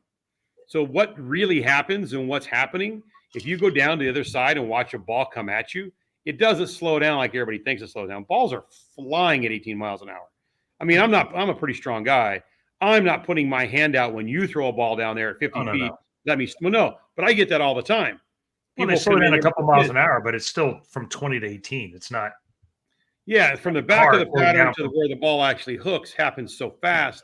I've had numerous parents tell me how slow their son throws the ball, and that's my standing bet. When you come down to the end of the lane, and when he throws it, you reach out and stop it with your hand, I'll give you a free lesson. No problem. He throws it so slow, I could run that fast. Come on, let's go down here. The first ball comes whistling down there like, whoa. I'm like, yeah, that's what I thought. So it's if you ever get a chance to go down and watch from the curtain, go down and watch from the masking unit. But it's a big advantage here is because my lanes are built up. It's about 3 feet off the ground. So if I was at Fountain Bowl when the ball came down lane 60, the ball's coming down by my feet. Here, the ball's coming at my face. The way I explain it is, if you have a flat tire, you're on the side of the road, and you're changing your tire, and those cars come whistling by at 40, when they're coming at you at 40, it's amazing how fast it is. But when the car goes by you and drives away from you, it doesn't seem as fast. So, yeah, that's tricky stuff because the way the balls look from the other side is the one-handers have way more rotation than two-handers. Well, now the other question to go along with that, though, are you talking about rotation at release or at the break point? At release. You're seeing that much rotation? The one-handers, it's not even the same type of bowling. The two-handers have very little because they can't get their hand around it because there's no thumb. And the one-handers, it takes 30 to 40 feet for their balls actually to roll. I know it doesn't look that way from the foul line, but you need to come watch from where I watch. Even people that really roll it, it's just why their balls go so much longer. Why? I mean, how come every two-hander? It's not just rev rate because not all the rev rates are high. So if their balls hook an arrow to 4 to 7 boards left of wherever my one-handers play or my two-handers play. So when you come watch from the other side, the one-handers release because number two, clearing your thumb is tricky. They don't have to clear the thumb. So it's a much cleaner, easier release. So they're clearing that thumb. No matter how you do, you can't, nobody really does that. They all say they do. For Prather and those even guys. Prather, even as much as he forward rolls it, it still looks like this compared to Prather's got Simon one of the Butler. most axis rotations on tour, though. When he plays in, when he played out, he really rolls it. Yeah. Right. Yeah, he's very versatile, actually. Very underrated at how Yes. versatile he is. I don't ever see a one-hander's ball look like a two-hander. If I don't ever see you bowl and I could just see the first 30 feet, I can tell you what it is every time. There's no cross. It's very, very different. Well, EJ has way less rotation than most guys do. EJ's way up the back. That's why his ball hooks so much. That's why he plays lanes closer to two-handers. That's not why. Because I also don't have a lot of rotation, but I don't get to play it like a two-hander. I get it, but I think you're chicken and egg. I think we have the opposite look on chicken and egg, though. Right. So I'm saying I'm watching it from a completely different view. Way. That's what I'm just saying. Two-handers, their balls roll more. That's why they hook more. That's why they have such steep angles. Well, they can. Right. I mean, I can roll it. Come spend a month with me from the other side. You look at it. Well, I just can't stand over there where they stand just because I roll it. No, I understand that. I'm missing one of those elements. I have the speed. I have the rotation. Oh. There you go. Which is, I mean, that's a lot of what you coach. I mean, and coaching that up. I think it becomes a necessity to get the ball down the lane. And as your rev rates are not as high, I think you do have to shorten the lane because, as you say all the time, anytime you bowled your best, well, my ball hooked early. That's never been part of the equation. Right. You have to clear that part. And so, if you're fighting the first 35, 40 feet, if you're fighting that first 35, 40 feet, the guy beating you isn't. They're not even noticing the first 35, 40 feet. That might be EJ's biggest thing. He just gets it through there so easy. Yeah, he just bowls. He's the new. I've always had my Mount Rushmore releases: Don Johnson, Marshall, Leto, and Tommy Jones were the four best releases I ever saw. Tackett might be on top. It's just something else. It's just good every week. It's not like he got hot for a couple months. I mean, he led every major. I mean, he just leads so much. It's just amazing. Yeah. Yeah, he hits the match. It's really fun to watch as a fan. I mean, people should be taking notice of this. Isn't going to happen. This doesn't happen all the time. I mean, Belmo is more like Leto. Belmo just runs you down. He just ran people down. That's like Leto in my era. If Leto was close, he was in better shape. He was a great bowler. Leto just kept moving up the leaderboard. That's kind of what Jason's kind of like pacing himself, it looks like at times. He just keeps moving and moving and he just gradually moves up the board when he's bowling really good. Yeah, EJ just says, "How fast can I get to the top?" And then I'm going to hit the gas and leave you guys on the dust. That's a unique trait. His ability to concentrate is pretty strong. I was next to him in Chicago when he basically had the lead early, and he was not happy about the match play format. Because he knew he had it and he was going to go run away, and he kind of messed around, threw some balls that I don't think he should have thrown at the end. Looked like he was just trying stuff. Ended up being in second instead of leading, and then it ended up being the different. I don't think he understood that the leader was got to be the leader on the show if they won the two matches, or if they won one match, they were guaranteed on the show. Guaranteed the show, right? And so he ended up having to get some fortunate break to be the fifth seed on that show because he was kind of messing around, and then Marshall shot a great last two games to flop him for the lead. But I don't know that you'll see that today. Imagine now. He did shoot 190 the next game, but so he's in third, and Andre Anderson's leading now. But I imagine it's coming at you. So I'm a fan now. I'm not a bowler anymore. I'm a fan, and I get because it's what I do for a living. I have to be aware. And I know a lot of you guys, so it's a lot of fun. But as a fan, what he's done lately is last year and a half is pretty impressive stuff. I mean, Simo, Belmo, and now you got Kyle and you got Bill O'Neill, so you're starting to get that five. And Bill's having what a year Bill's having. So it's fun to watch. Yeah, it's hard to do because he's not doing it on any kind of physical advantage per se. It's fun to watch. Christopher, appreciate the super chat. I think this is your question here. I'm like, hi, Mark. Two-handed, I've been working on my ball speed, getting up to 16 on the monitor, so that's 18 and change. Have trouble keeping it up there for multiple games. Any tips for keeping it more consistent? Sounds like you're actually getting it down there pretty quick. Like Chris said, here at the training center, I get to see it where people walk in, they give me their ball speed. And whenever their number is, when I get it here at Specto, it's always 2.5 higher. So if you're at 16 on the monitor, you're fine. I would try to keep it at 15.5 to 16. I wouldn't try to throw it any harder than that. So you're actually doing okay.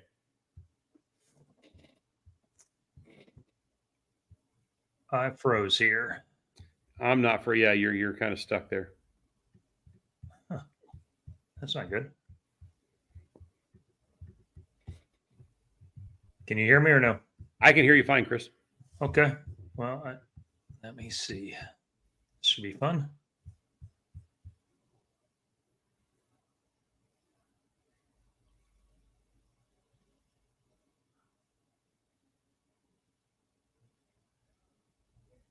Yeah, Christopher. So don't in your effort to keep your ball speed up, that might be causing you to use too much shoulders, and that actually makes your speed come down. So try to get to like 15.5 to 16 and just keep it there.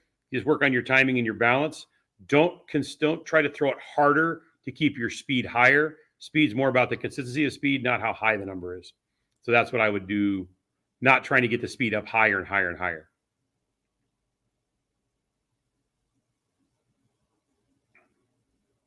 Now I'm here by myself I don't even get the new questions.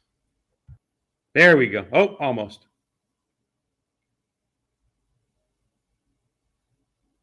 See, if they had the questions up here, guys, I would just keep answering them for you as best of my abilities.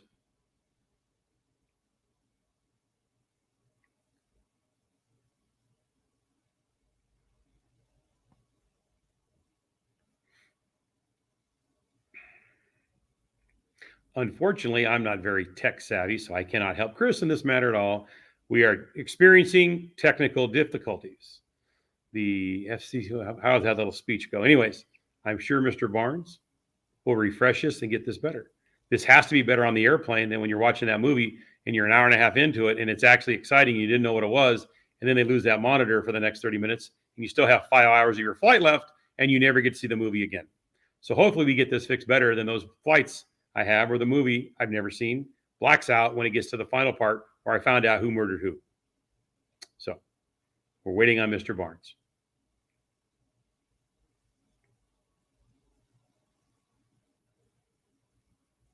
No, Chris, I still just see me. I don't see you at all.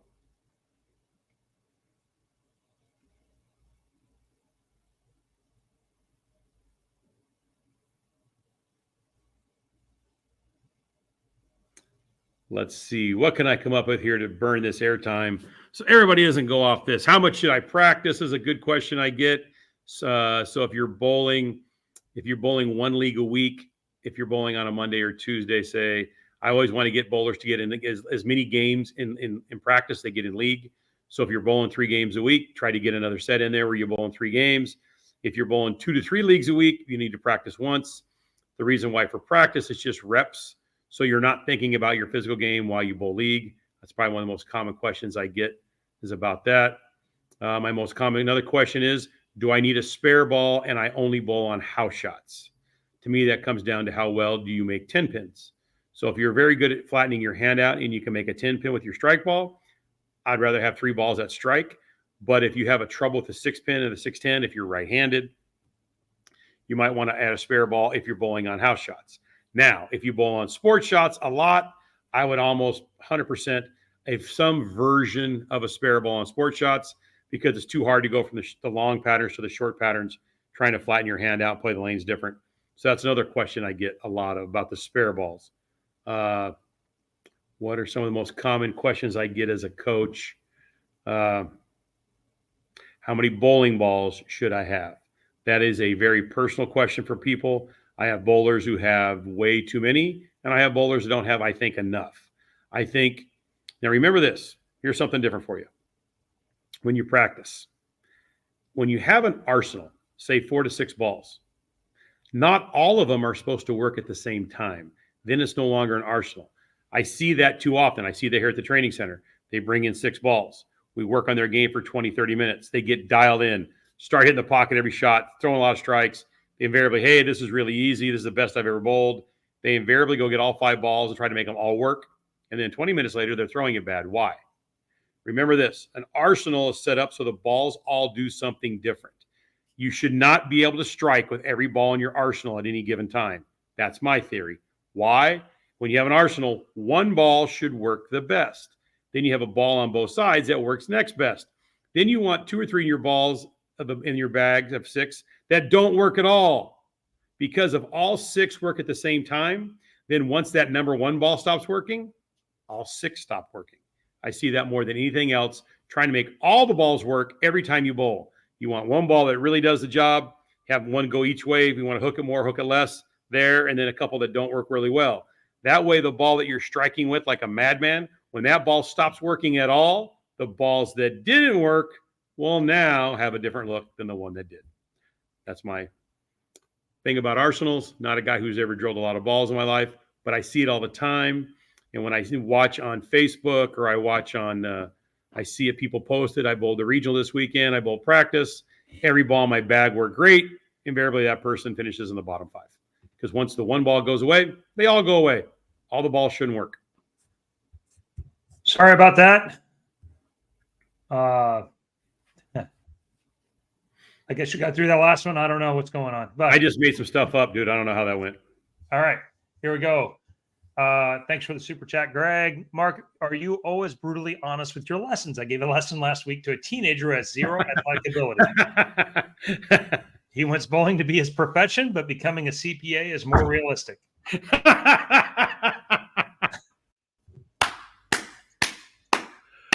Oh, that made my day.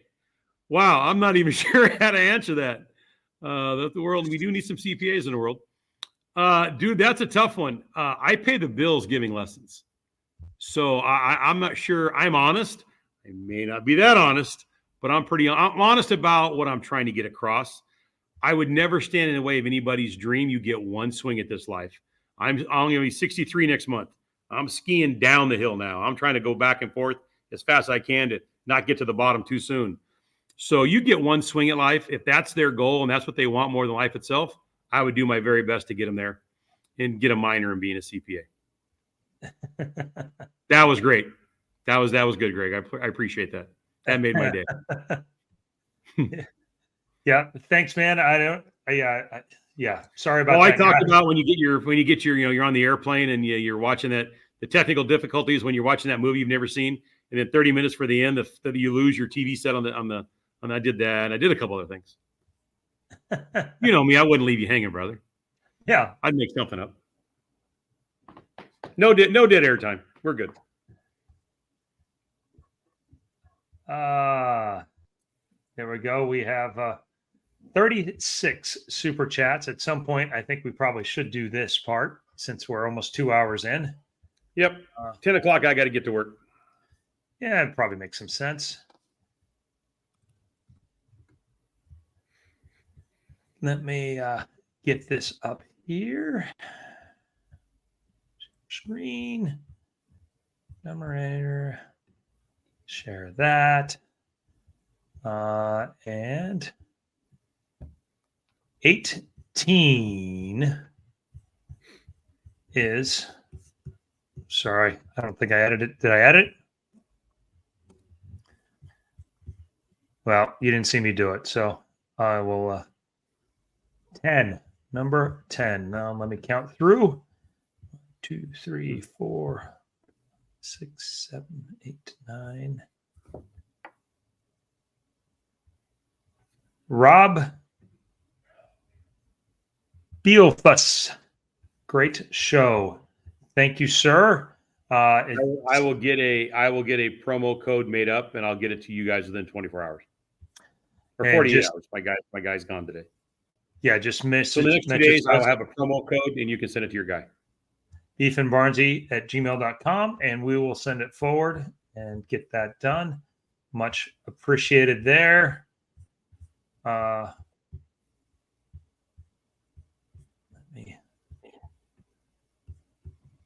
Ryan Riley, hey, I'm one-handed, no thumb. I've been struggling with dumping the ball into the foul line. Currently push the ball up per a lesson I received. My timing is very bad. Would it be more beneficial to push out? I would push it out.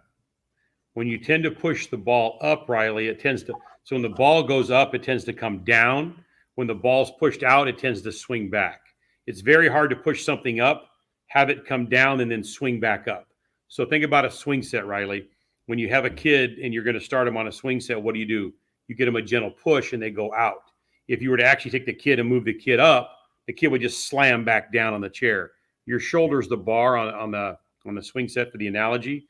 So if you push the ball out, it has a chance to swing back off your shoulder. If you push the ball up, even though Tom Doherty looks like he's pushing it up, Tom's pushing it dead straight out. He's just doing it from a very high level, and he's a tall dude. He has a high, tall push away because he has such a short backswing. So if you're no thumb, Tom's tall to start with. He has a very high push away that goes out because he's trying to create time because his backswing's so short. If he pushed it down, it would get to his back too soon, and then his timing would be early. Obviously, with no thumb, early timing, then you drop the ball into the foul line. So that's what I would do to get your timing better, is more of a push out than up. That way your ball would swing back off your shoulder, not down, because you got to have good timing being a no-thumber because your backswing is not very long because there's no thumb in the ball. Sounds pretty right. Who knew there were so many no-thumbers?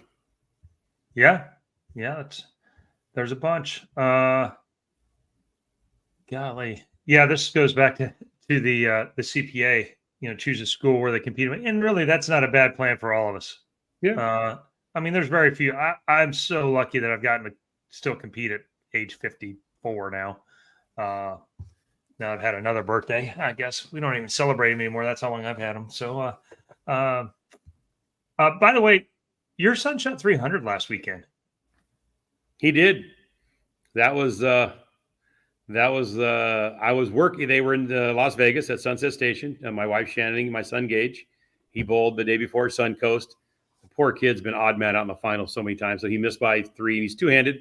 He only had 5 opens. So the fact that he shot even with 5 opens is amazing because usually he strikes quite a bit.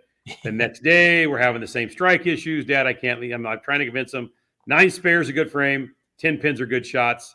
He's not wanting to hear it. He's like, I need 250 last game. I need a miracle. So then the phone doesn't, I don't see a text from my wife or my son for a while. I'm like, okay, so only 2 things happened. He shot 250 or he shot 150 and they're on the car on the way home. So then all of a sudden they both call at the same time. And it was, Dad, I bowled 300. Dad, I bowled 300. Now this you will appreciate being, I know how you run. So he complained about his carry for 2 solid days. I mean, I'm not, yeah, whatever.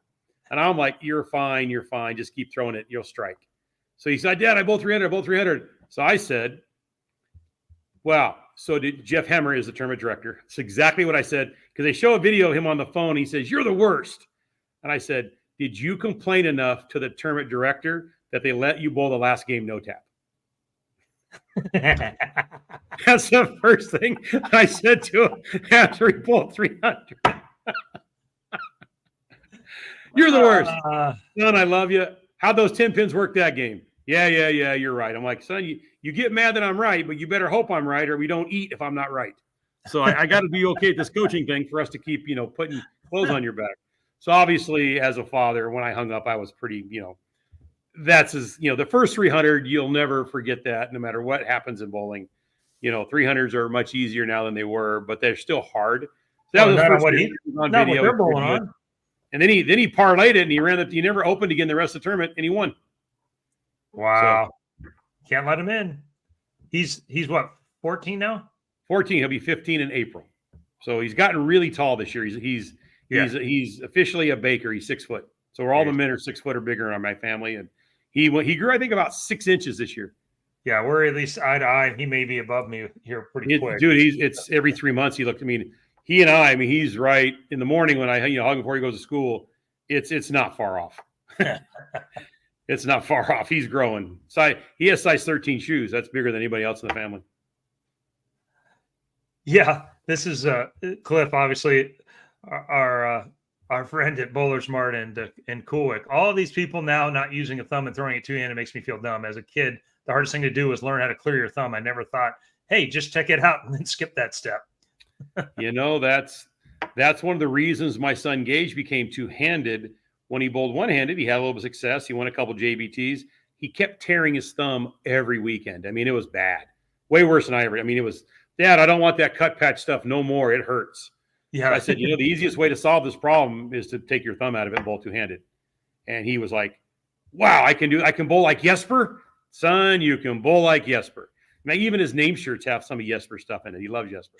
So I let him bowl two-handed, and he did it the first day and didn't do very good, but he threw 3 in a row at the end that were really good. He went, I'm never bowling one-handed again. This is too much fun. So it was the thumb issue was my reason to let him bowl two-handed, because I didn't know how his thumb was so tiny and he would tear it. It would be bloody. I couldn't stand looking at it.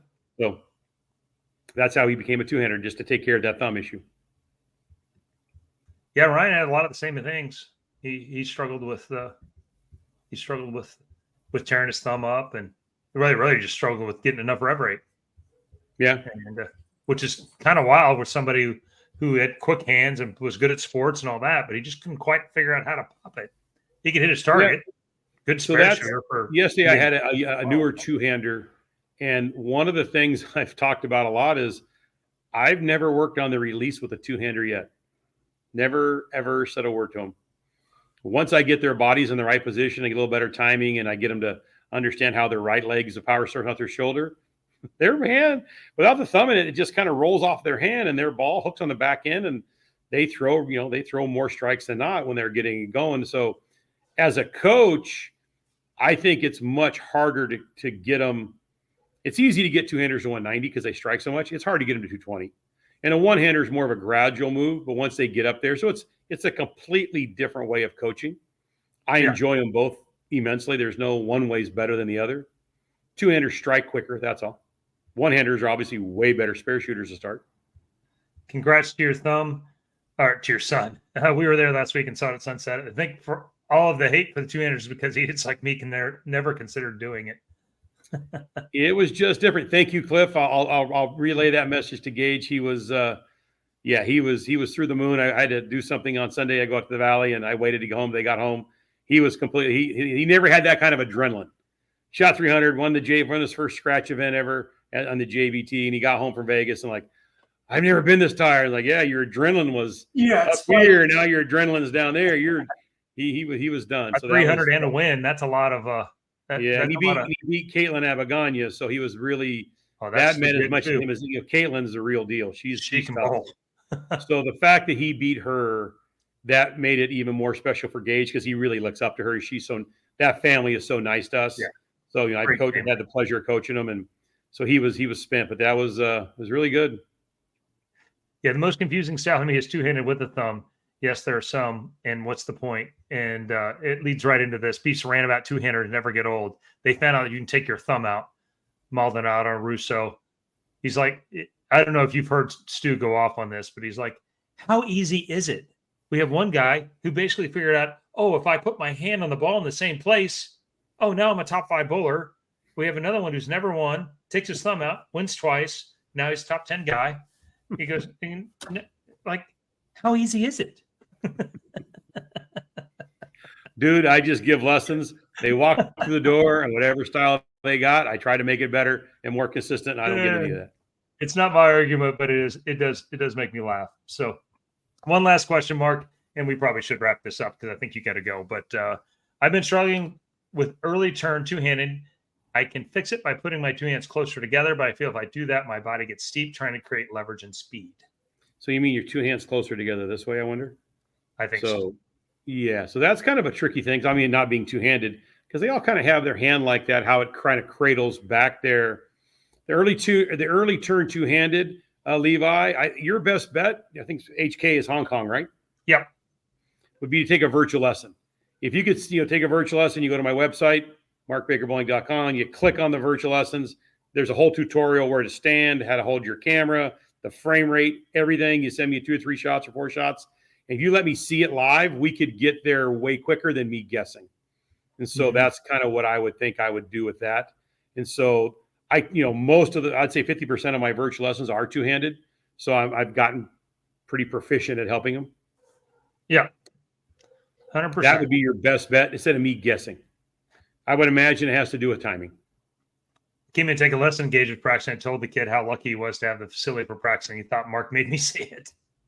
Yeah, you know how that is. You know the Gage. Yeah. You know that's that the dad. So Gage is good about it.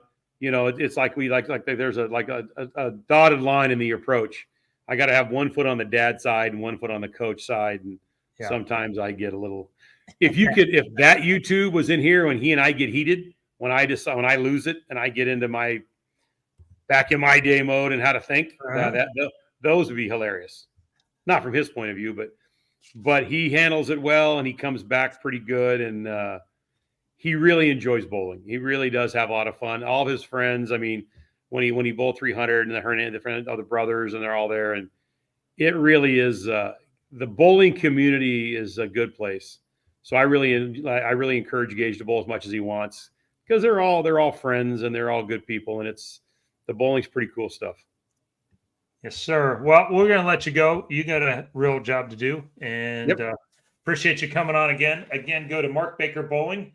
You can find that video there and all the information you need about lessons at the Westpac Training Center and virtual lessons and how to do that. So anything else you want to say or address? Yeah, I appreciate being on. I love being on Beef and Barnzy. I'm glad to see Stu's bowling pretty good today. Get you back out there in a couple of weeks, get going. But your fans are great. They send me all kinds of notes and texts and everything. So you and Stu have done a very good job of developing this pretty cool community. I'm glad I get to be a little bit part of it. So it's always fun to be on. Thanks, man. Much appreciated. And once again, guys, we do have the best fans and the most knowledgeable fans. You guys are what makes this thing go. So appreciate you showing up. And as usual, please support. Until next time, we'll come back probably Tuesday, and I think Stu will be back off tour. So please support the sponsors, support us. Storm, Rotogrip, Niner Global, Turbo Grips, Vice, Coolwick, 3G Shoes, Bowlers Mart, Mark Baker Bowling, Fire Lake Bowling Center, Platinum Ford, and Lightning Strikes. Until next time, stay safe, stay healthy. God bless. See you guys.